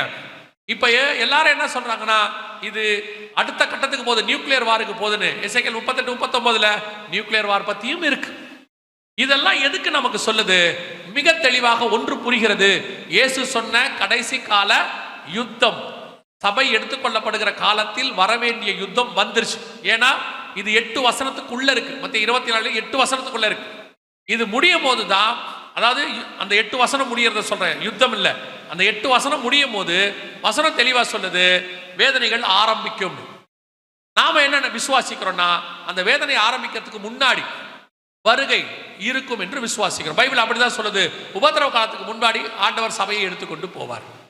இப்ப நம்ம கண்ணுக்கு முன்னாடி மிக முக்கியமான இடத்துக்கு நாம் வந்து விட்டோம். ஆண்டவர் சொன்னபடி துல்லியமாக கடைசி காலத்தினுடைய மிக முக்கியமான இடத்துக்கு நாம வந்து சேர்ந்துட்டோம். நம்ம கண்ணுக்கு முன்னாடி யுத்தம் ஆரம்பிச்சிருச்சு. இந்த யுத்தம் தான் அடுத்த 2-3 வருஷத்துக்கு, இன்னும் குறிப்பா சொல்லணும்னா, நான் உங்களுக்கு ஒரு டென்டேட்டிவா சொல்றேன், இதுதான் அடையாளம் அப்படிலாம் இல்ல, ஒரு டென்டேட்டிவா சொல்றேன்.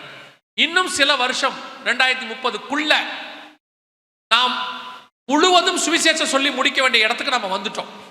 ஏன்னா இந்த யுத்தம் பெரிய அளவில் போகும்போது நம்மளால போய் சுவிசேஷமே வெளியே சொல்ல முடியாது.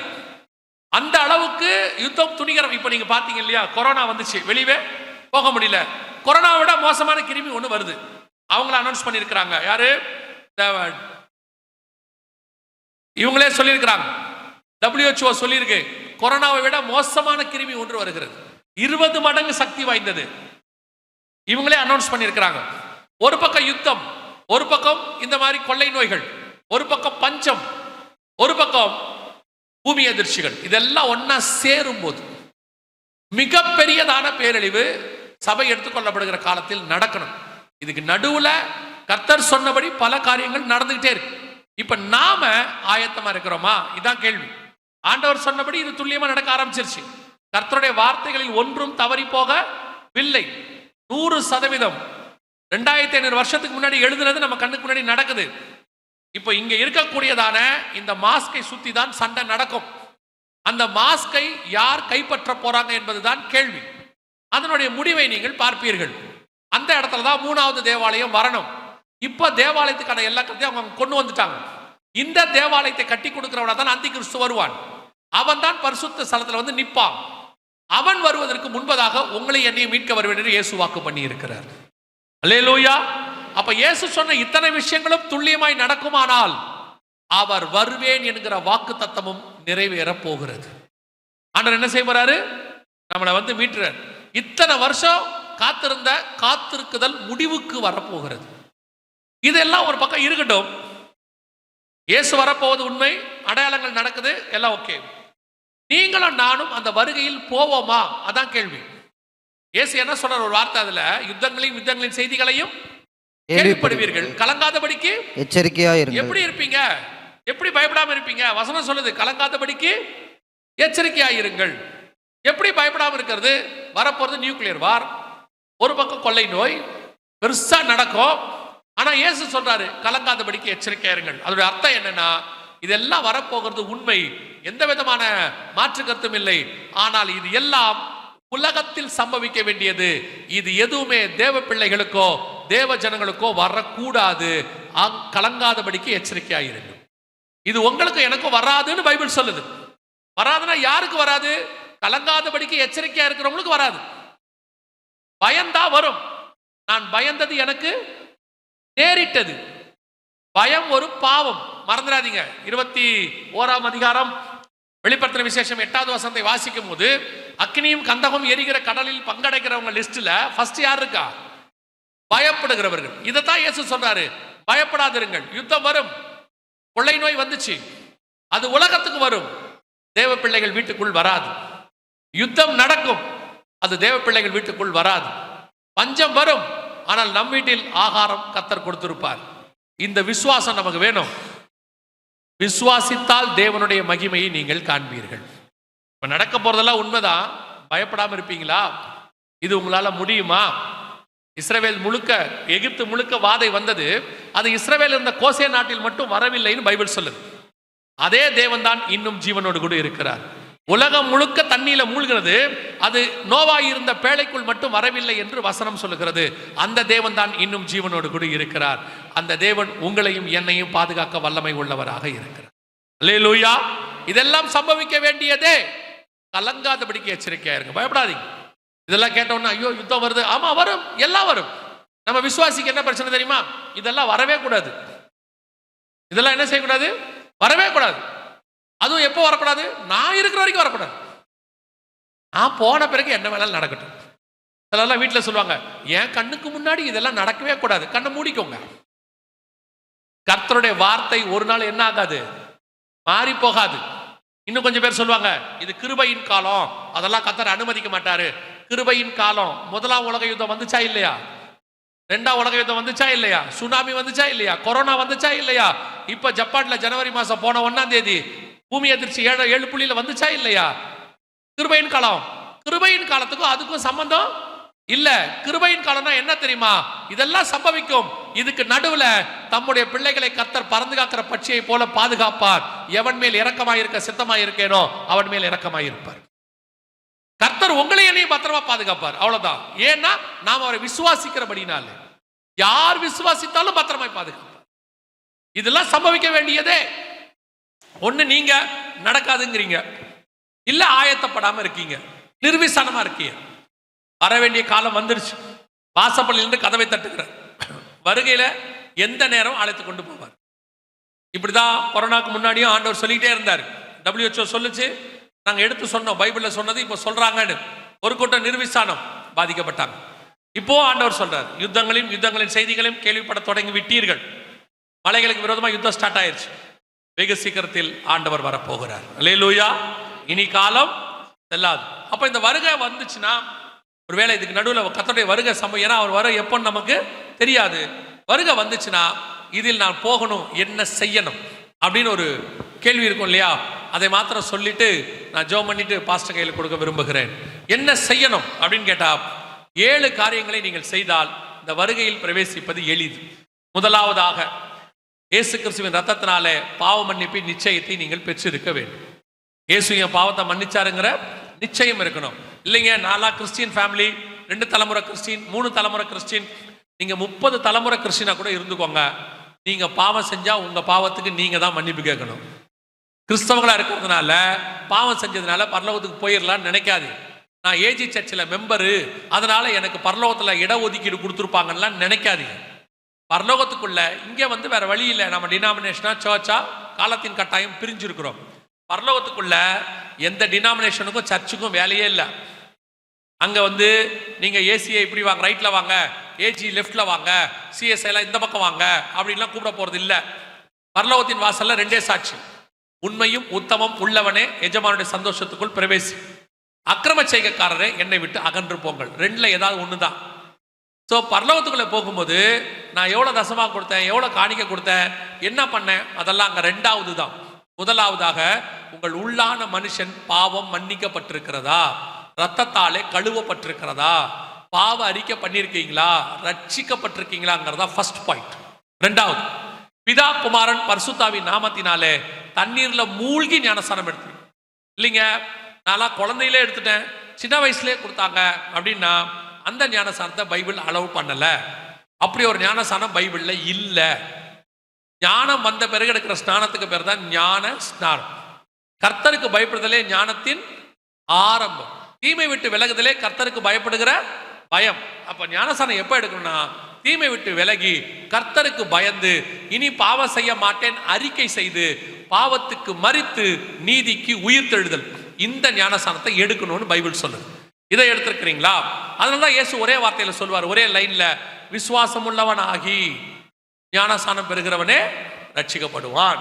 தண்ணில மூழ்கி பிதா குமாரன் பரிசுத்தாவின் நாமத்தினாலே ஞானஸ்நானம் எடுக்கணும். இதை எடுத்திருக்கீங்களா தான் கேள்வி. எடுக்காதவங்க எடுங்க, இனி காலம் செல்லாது. ஒருத்தர் கொரோனா நேரத்துக்கு முன்னாடி இப்படிதான் கிடைச்ச வாய்ப்பெல்லாம் விட்டுட்டாரு. அப்புறம் கொரோனால பக்கத்து வீட்டில் எதிர் வீட்டிலலாம் அநேகர் மறிக்கிறத பார்த்த உடனே இவருக்கு பயம் வந்துருச்சு, எங்கடா நம்மவும் போயிடுவோமோன்னு ஃபோன் பண்ணி கேட்குறாரு, பிரதர் எங்கேயாவது ஞானஸ்நானம் எடுக்க முடியுமா? நான் கேட்டேன், ஏன் இவ்வளோ அர்ஜென்ட்டான்னு. அவர் சொன்னார், இல்லை எல்லா வீட்லேயும் ஆளுங்க போயிட்டே இருக்கிறாங்க, என்னைக்கு நம்ம வீட்டில் போவோம் தெரியாது, எதுக்கு ஞானஸ்நானம் எடுத்து வச்சுக்கலான்னு பார்க்குறேன்னாரு. நான் சொன்னேன், அப்படிலாம் எடுக்க முடியாது, சபை திறக்கிற வரைக்கும் நீங்கள் வெயிட் பண்ணுங்க. எப்போ திறக்கும் தெரியாது, கவர்மெண்ட் சொன்னால் தான் திறக்கும் அப்படின்னு. என்ன பிரதர் பொறுப்பு இல்லாமல் பேசுறீங்கன்னாரு.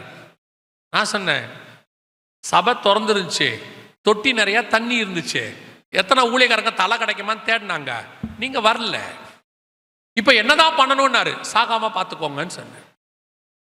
வாய்ப்பு இருக்கும் போது கொடுக்கும் போது சபையில என்ன செய்யணும், அதை பயன்படுத்தணும். அதுக்கு 1008 காரணம். கல்லை எடுத்தானா, நான் எடுக்கணுமா? கல்லை எடுக்கல, பக்கத்துல இருந்த இயேசுநாதர் எடுத்தாரா இல்லையா? நீ ஏன் திருடனை பார்க்குற, நல்லவரை பார்க்க வேண்டியதானே? நீ நல்லவனா இருந்தா இயேசுநாதரை பாரு, நீயும் திருடனா இருந்தா திருடனே பாரு. இயேசுநாதர் ஞானஸ்நானம் எடுத்திருக்காரு, அது கண்ணுக்கு தெரியல. கல்லை எடுத்தானா? ஒரு குரூப் கேட்டுக்கிட்டு இருக்கு. கல்லை எடுக்கல, அவன் பரலோகத்துக்கும் போல, ஆவிகள் இளைப்பாடுகிற பரதீசிக்கு போனா. ஆனா உங்களுக்கு எனக்கும் வாக்கு தத்தம் பண்ணினது பரலோகம். அது உள்ள பிரவேசிக்கணும்னா தண்ணியில மூழ்கி ஞானஸ்நானம் எடுக்கணும். 3வது, எபேசியர் 4:30 சொல்லுது, மீட்கப்படும் நாளுக்கென்று முத்திரையான பரிசுத்தாவின் அபிஷேகத்தை பெற்றிருக்கணும். சபையில் நடக்கிற அபிஷேகத்தில் கலந்து கொள்ளுங்க. சிலர் சொல்லுவாங்க ஆவியானவர்லாம் இல்லைம்பாங்க. பரிசுத்தாவியை பெற்ற நாங்கள் சொல்லுகிறோம், ஆவியானவர் உண்டு. அவர்தான் சபையின் மூத்த போதகராய் இருக்கிறார். அவர்தான் சபையை நடத்துகிறார். அவர்தான் சபையை கொண்டு போய் பரலோகத்தில் சேர்க்க போகிறார். அல்லேலூயா. 4வது, வேறுபாடுள்ள வாழ்க்கை. அப்போஸ்தலர் 2:40 சொல்லுது, மாறுபாடான சந்ததியை விட்டு விலகி உங்களை ரட்சித்துக் கொள்ளுங்கள். உலகத்துக்கும் உங்களுக்கும் ஒரு வேறுபாடு இருக்கணும். உலகத்துக்கு ஒத்த வேஷம் தரிக்க கூடாதுன்னு இருக்கு. இன்னைக்கு சபை உலகத்தோடு கூட இணைய தொடங்கி இருக்கு. அதான் பைபிள் சொல்லுது, தேவபுத்திரர் மனுஷகுமார்த்திகளோடு கூட இணையிறாங்களாம். கர்த்தருக்கு அது व्यसனமா இருந்துச்சாம். என் ஆவி போராடுதுன்றார். உலகத்தோடு கூட இணையக்கூடாது. கடைசி நாட்கள்ல சபையில் இருக்கிற வாலிப பிள்ளைகள், வாலிப பசங்க உலகத்துல வேலைக்கு போகும்போது, அந்த கம்பெனியில போகும்போது, காலேஜுக்கு போகும்போது, அங்க இருக்கிறவங்கள பார்க்கும்போது தேவபுத்திரர் மனுஷகுமார்த்தியை பார்க்கறான், உலகத்தை பார்க்கறான். அது அதிக சௌந்தரியம், பார்க்கறதுக்கு பயங்கரமா இருக்கு. ஓ வந்து சொல்றான், அப்பா அம்மாட்ட கட்டினா அதைத்தான் கட்டுவேன், இல்ல செத்து போவேன், அவன் சாவ மாட்டான். அப்பா அம்மா பயப்படுறாங்க, ஐயோ பையன் செத்துற போறான்னு. கட்டி வச்சிங்கன்னா டெய்லி சாவான். அவனுக்கு தெரியாது, கட்டின பிறகு டெய்லி சாவான். அப்புறம் அவனே வந்து பாவரிக்கை பண்ணுவான், தெரியாம பண்ணிட்டேன், எவ்வளோ சொன்னாங்க நான் கேட்கல. எவன் கேட்கறான் சொன்னா. ஒரு பிள்ளை சொல்லுச்சு, இவர் ஒருத்தரை என்னால ஆண்டவருக்கு நடத்த முடியாதா? நான் பிலீவரை கல்யாணம் பண்ண போச்சு. நம்ம சென்னையில தான். இவரை என்னால கல்யாணம் பண்ண முடியும், நான் ஆண்டவருக்குள்ள நடத்த மாட்டேன்னா. எங்க அப்பா, அவங்க அப்பாவும் பிலீவர், எவ்வளவு பேர் ஆண்டவருக்குள்ள நடத்தி இருக்கிறாரு. கடைசியில அது ஆத்மாதாயமாய் போயிடுச்சு, ஆண்டவரோட தூரம் போயிடுச்சு. எதுக்கு சொல்றேன், நல்லா கவனிச்சு கொள்ளுங்க. வேதம் தெளிவா சொல்லுது, உலகத்தோடு கூட சபை இணைய கூடாது. ரெண்டாவது, இந்த உலகத்தில் இருக்கிற காரியத்தை சபைக்குள்ள கொண்டாடாதீங்க. அவன் ஆடுற ஆட்டம், அவன் பாடுற பாட்டு, அவன் குதிக்கிற மாதிரி குதிக்கிறது, அவனை மாதிரி ட்ரெஸ் போட்டுக்கிறது. நமக்குன்னு ஒன்று கத்தர் வச்சிருக்கிறார், அதைத்தான் நாம் செய்யணும். நாம் அழைக்கப்பட்டது உலகத்தின் சாயலை தரித்து கொள்ளும்படி அல்ல, குமாரனின் சாயலுக்கு ஒப்பாய் இருக்கும்படி. அதான் ரொம்ப முக்கியம். பவுல் தெளிவா எழுதுறாரு, எல்லாவற்றையும் அனுபவிக்க எனக்கு அதிகாரம் உண்டு, எல்லாமும் எனக்கு தகுதியாயிராது. அதான் ரொம்ப முக்கியம். இன்னைக்கு அப்படியே சர்ச்சில் ஆராதனை எப்படி நடக்கணுங்கிறான், சினிமாக்காரன் ஆடுற மாதிரி ஆடணுங்கிறான். அதெல்லாம் இங்க முடியாது. இது பரலோகத்தின் ஆராதனைக்கு ஒத்த ஆராதனையா தான் இருக்கணும், உலகத்தின் ஆராதனைக்கு ஒத்த ஆராதனையா இருக்காது. இன்னைக்கு அவங்க என்ன செய்யறாங்க, உடனே அப்படின்னா அதே மாதிரி ஆடுற ஆட்கள்கிட்ட நான் போவேன், போ ஒரு நாள் காணாம போவேன். சில இடத்துல கடினமாக தான் இருக்கும், ஆனால் அது முடிவு பரிந்தும் உன்னை கொண்டு போய் சேர்க்கும். சிலருக்கு பின்னாடி போன காணாம போயிடுவேன். கேர்ஃபுல்லாக இருந்து கொள்ளுங்க. அஞ்சாவது, சுவிசேஷம் அறிவித்தல் உங்கள் மேல் விழுந்த கடமை. You must preach gospel. நீங்க ரட்சிக்கப்பட்டீங்கன்னா காஸ்பல் சொல்லுவீங்க. ஏன் தெரியுமா, ரட்சிக்கப்பட்ட உடனே உங்களுக்குள்ள ஒரு சந்தோஷம் வரும், அதற்கு பேர் ரட்சண்ய சந்தோஷம். அதோடைய சுபாவம் என்னன்னா, யாருக்கிட்டையாவது சொல்லும். அப்படி சொல்லலைன்னா அந்த அந்த சந்தோஷம் உங்களுக்குள்ள வரலன்னு அர்த்தம். இந்த சந்தோஷம் வந்துச்சுன்னா யார்ட்டையாவது சொல்லுவீங்க சுவிசேஷம். அந்த சுவிசேஷம் அறிவிக்கிறது உங்க மேல் விழுந்த கடமை. சொல்லாவிட்டால் உங்களுக்கு ஐயோ அப்படின்னு இருக்கு. இன்னொன்னு சொல்றேன், பரலோகத்துக்கு போகும்போது நீங்க இந்த பூமியில இருந்து கொண்டு போக போறது ஒன்னே ஒண்ணுதான், நீங்கள் சம்பாதிக்கிற ஆத்மா மட்டும். ரெண்டாவது உங்க ஆத்மா மட்டும், வேற எதுவுமே வராது. எவ்வளவுக்கு எவ்வளவு ஆத்மா கொண்டு போக முடியுமோ அவ்வளவுக்கு எவ்வளவு சுவிசேஷம் சொல்லுங்க. காலம் ரொம்ப நெருங்கிருச்சு, ரொம்ப ஷார்ட் டைம். எவ்வளவுக்கு எவ்வளவு கொள்ளை பொருளை ஆத்மாக்களை அள்ள முடியுமோ அவ்வளவுக்கு எவ்வளவு சொல்லுங்க. அந்த புக்கு போட்டிருக்கிறாங்க, போய் சொல்லணும், 100 பேர் கொடுக்கணும்னு சொல்லியிருக்கிறாங்க. ஜபத்தோட செய்யுங்க. நீங்கள் போகிற இடங்களிலே கர்த்தர் திறந்த வாசலை கட்டளையிடுவதற்கு வல்லமை உள்ளவராய் இருக்கிறார். ஆறாவது, இயேசு வருவார் என்பதை ஒவ்வொரு நாளும் விசுவாசிக்கணும், எதிர்பார்த்து காத்திருக்கணும். இன்னைக்கு வந்தாலும் நான் இயேசு போவேன், அந்த எதிர்பார்ப்பு இருக்கணும். ஆவியும் மனவாட்டியும் வா என்பார்கள், காத்திருக்கிற அனுபவம். இந்த செய்தி கேட்டோம், கொஞ்ச நாள் இருந்துச்சு, அப்புறம் அந்த வருகையை மறந்துடுறது. நம்ம டெஸ்டினேஷன், நம்முடைய முடிவு, நம்மளை அழைச்சது எல்லாமே வருகைக்காக மட்டுமே. அல்லேலூயா. கடைசியா ஏழாவது, முடிவு பரியந்தம் நிலை நிற்கிறவனே ரட்சிக்கப்படுவான். இந்த ஆறிலும் முடிவு பரியந்தம் என்ன செய்யணும், நிக்கணும். எடுத்த அடைந்த ரட்சிப்பு, எடுத்த ஞானசானம், பெற்றுக்கொண்ட அபிஷேகம், வாழ்ற வேறுபாடுள்ள வாழ்க்கை, சொல்ற சுவிசேஷம், விசுவாசிக்கிற வருகை, இந்த ஆறிலும் கடைசி வரைக்கும் நின்னீங்கன்னா கர்த்தருடைய வருகையிலே பிரவேசிப்பது எளிது. அல்லேலூயா. ஆண்டவர் வரப்போகிறார், இனி காலம் செல்லாது. நாம் எந்திரிப்போமா? நாம் ஜெபிக்க போகிறோம். ஒரு 2 நிமிஷம் மாத்திரம் நான் ஜெபித்து பாஸ்டர் கையில் கொடுக்குறேன், தொடர்ந்து அவங்க நடத்துவாங்க. சீக்கிரம் எந்திரிப்போமா?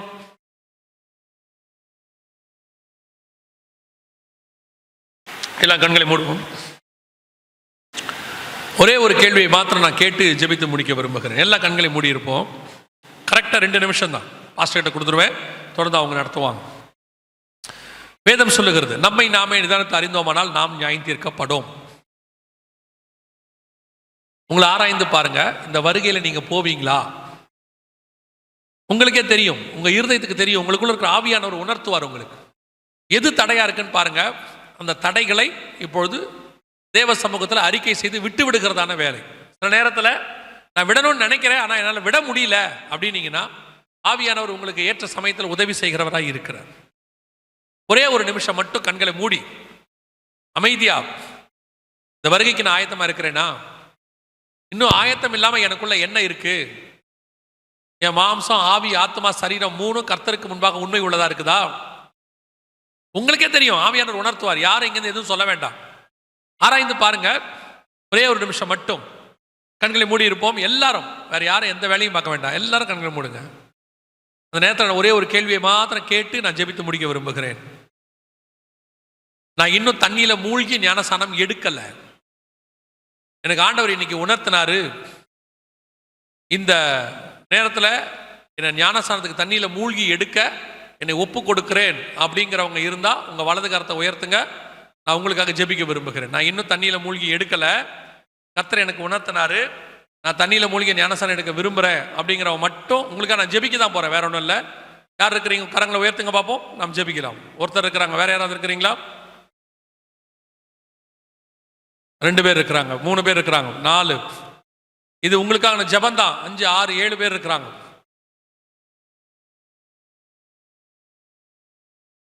சரி, கரங்களை வைத்து இருக்கிறவங்க வேற யாராவது இருக்கிறீங்கன்னா நான் உங்களுக்காக ஜெபிக்க போகிறேன் இப்பொழுது. இல்லை, மற்றவங்க எல்லாம் கண்களை மூடி உங்களுக்காக ஒரு நிமிஷம் மட்டும். சர்வ வல்லமையுள்ள எங்கள் ஆண்டவரே, இந்த கரங்களை உயர்த்தி ஸ்நானத்துக்கு ஒப்பு கொடுத்து ஆண்டவரே இன்னைக்கு ஒப்பு கொடுத்து ஜெபித்து கொண்டிருக்கிற ஒவ்வொருத்தருக்காக நாங்கள் ஜெபிக்கிறோம். கிருபையுள்ள கரத்தில் தாழ்த்துகிறோம். சீக்கிரத்தில் இதை எடுக்க கர்த்தர் கிருபை பாராட்டுங்க. இவர்கள் நிமித்தம் பரலோகத்தில் மிகுந்த சந்தோஷம் உண்டானபடினாலும் நமக்கு நன்றி ஆண்டவரே. ஆண்டவரே, இங்கே ஜெபித்து கொண்டிருக்கிற ஒவ்வொருத்தருக்காக நாங்கள் ஜெபிக்கிறோம். நீர் வரும்பொழுது இங்கே பார்க்கிற இந்த கூட்டம் அப்படியே வருகையிலும் காணப்பட கர்த்தர் கிருபை தருவீராக. மகிமை மூடிக்கொள்ளட்டும். ஊழியக்காரருக்காக ஊழியங்களுக்காக ஸ்தோத்திரம். கர்த்தர் ஆசீர்வதிப்பீராக. இயேசு கிறிஸ்துவின் நாமத்தில் பிதாவே.